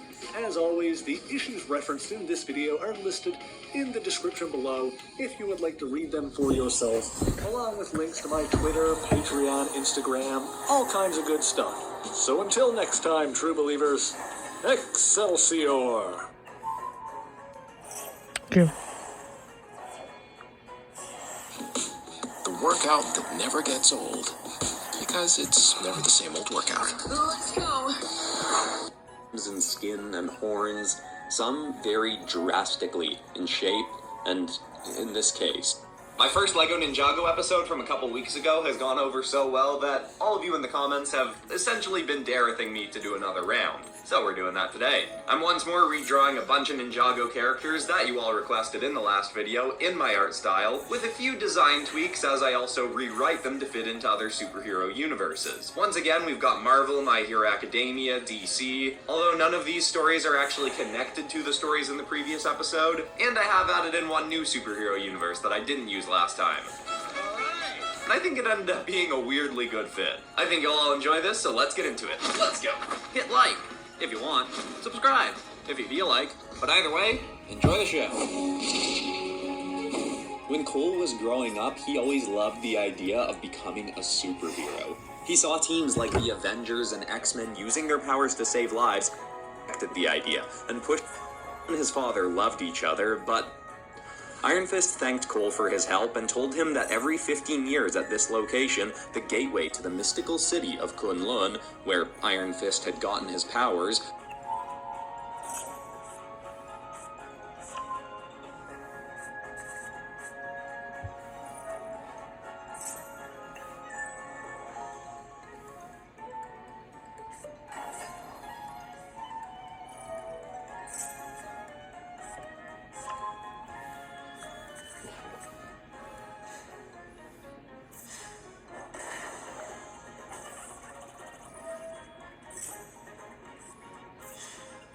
Gil.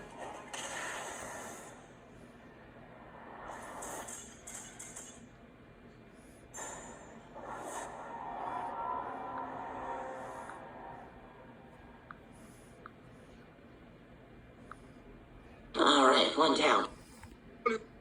And how should we know that you're the one who did it? Yeah, well, what about Gloomshroom? He could have easily... I was busy checking the monitors. Alright, and what about Puffshroom? I met up with Sea Shroom, Fungus, and Ice Shroom, so it couldn't have been me. He's not wrong. I was with Fungus, Ice Shroom, and Puff Shroom, too. We were going to the tree room. This always happens to me. Magnet Shroom left the room. He was going to check the O2. A very likely story. However, what if you were the one who tampered the O2 in the first place? How could it have been me if we were there together? She does bring up a pretty good point there. Who else could it have been, though? Well, maybe Gloomshroom could have done it. He's the one who was in the room the whole time while you two went out to go do something else. No, I didn't do that. No. Look at the way he's acting. He's clearly nervous. He knows he's guilty. Yeah, Gloomshroom, what's the big idea? It probably was him. Wow, Gloomshroom, for shame. So does that mean I'm safe? For now, sure. But we got our eyes on you.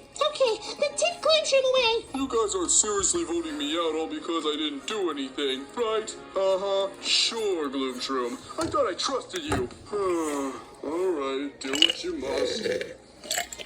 Uh-oh. Great, got the wrong one. You know, we better be more careful. I say one of us stays here and checks the monitor. That way we don't see any suspicious activity. I'll do it. I had no reason to watch the tree anyway. In that case, Fungus and I are gonna head off to the tree room. Sure thing. Well, let's get moving. All right, Monitor, don't fail me now. Michael's Black Friday sale is going on now. Get epic deals on decor and more. Hurry! Sale ends November 27th. Moving. All right, Monitor, don't fail me now. And now to show you my task, which I was not done yet. Finding the crystals. Okay, I guess she's not an imposter then. I may as well find the other crystals. Ooh, I found one. Perfect, put it over here. And here's the last one. Yay, we got them all! And another task completed. Okay, so this is the trade room. Well, gee, what makes you say that? I don't know. Lucky guess? Who's that? Well, one way to find out. Light! Howdy, youngsters. They call me Wispy Woods. And my task is for you to sing a song with me. Well, I can't really sing. Seashroom, why don't you do it? Well, are you sure? Positive, I can't sing. Oh, okay. You're gonna watch me, right? Oh, yeah. Sure. Then let's get started.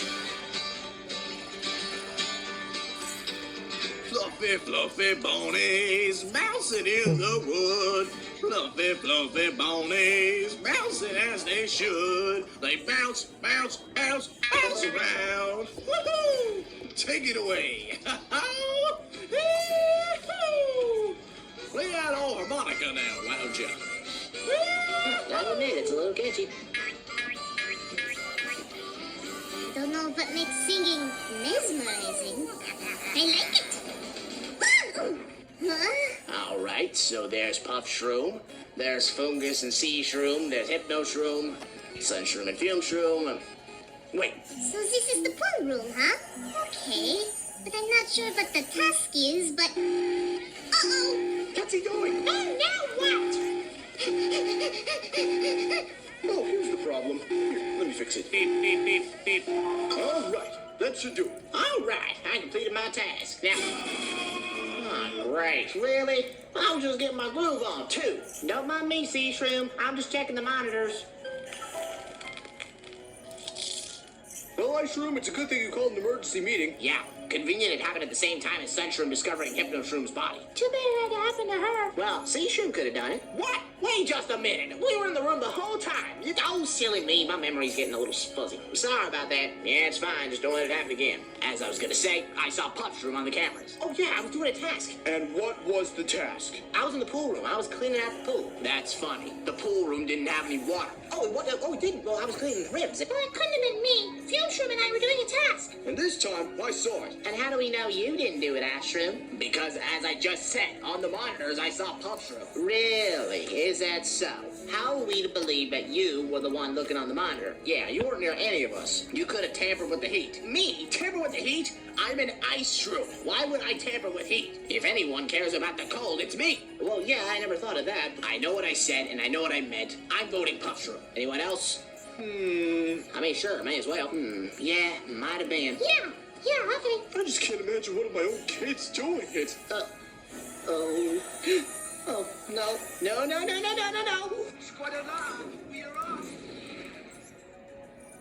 We should be more careful, guys. There's 5 of us and 1 imposter left, and it could be any one of us. Future room, I'll go with you. Alrighty then. I guess that leaves you and me, Fungus.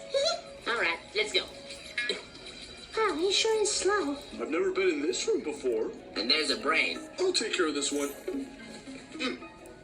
La la la la la la la la la la la la la la. Oh, another task. Alright, so how does it work? Looks like you gotta sit in the flower pot and catch some sun. Yay, I got one. Another one, yay. You're doing great, Sunshroom. Keep it up. How are you doing it? Yay, more sun. There we are. In you go. All right, let me find another task to do. I wonder what the task is here. Oh, there you go. Just check the water. Gotcha. Sorry, Sea Shroom, but crewmates always die in the pool room. Sorry, buddy. Not today, they won't. Surprise. Well, it had to be done.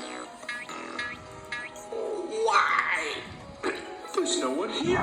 Plenty of time for me to do the task. No!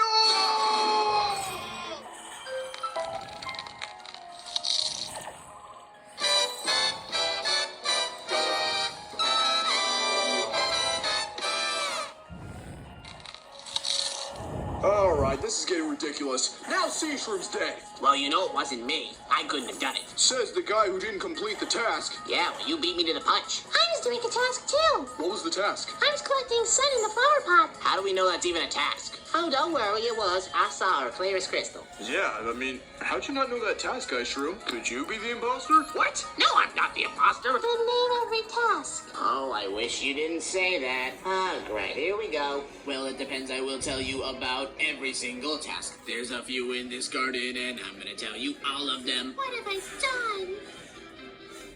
First, there is whack a zombie, where you whack zombies with hammers. How many bugs will there be after you spray them with bug spray? Well, there was 5 of them at least, right? Then there's a tree named Wispy Woods, where you must dance and sing with him. Feed the chocolate to the snail like Loon Shroom had previously done. Then there's also the diamond room, where you must find 3.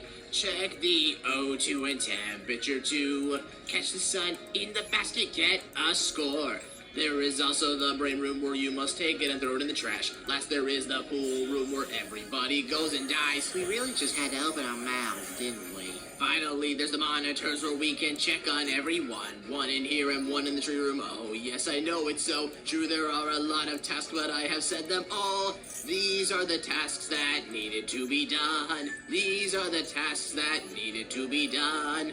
Okay, you're not the imposter. Can you stop singing? I make myself clear. I think he is the imposter. After all, who's to say he just didn't memorize all the tasks in his head? And did he do any of them?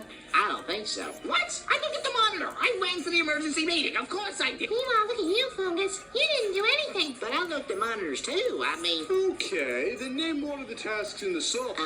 No. Because he just listed them all and... Well, that solidifies my vote. Imposter. Yeah, sorry, Fungus. You kind of backed yourself into a corner there, buddy. What? I mean, who's to say that you weren't the one who did it? You were the only one who wasn't doing a task. But I was with Sunshroom. We were collecting sun. Right. But did you check the monitors afterwards? I don't think so. Where were you when it happened, Fungus? Well, let me think. So, I was right outside the gym room when it happened. But weren't you supposed to be with me? Well, I mean, yeah, I was, but... There's no way you could have possibly gotten there that quick, especially considering how slow you are. Well, all right. I mean, when you put it that way, I mean... Sorry, Fungus. You're the Bye-bye, imposter. Well, I guess the cat's out of the bag. You're all gonna perish! The mushroom race shall be destroyed! Only the fungus shall rise! The fungus army will live! Long live Dr. Zavos! And long live his army of fungus! I heard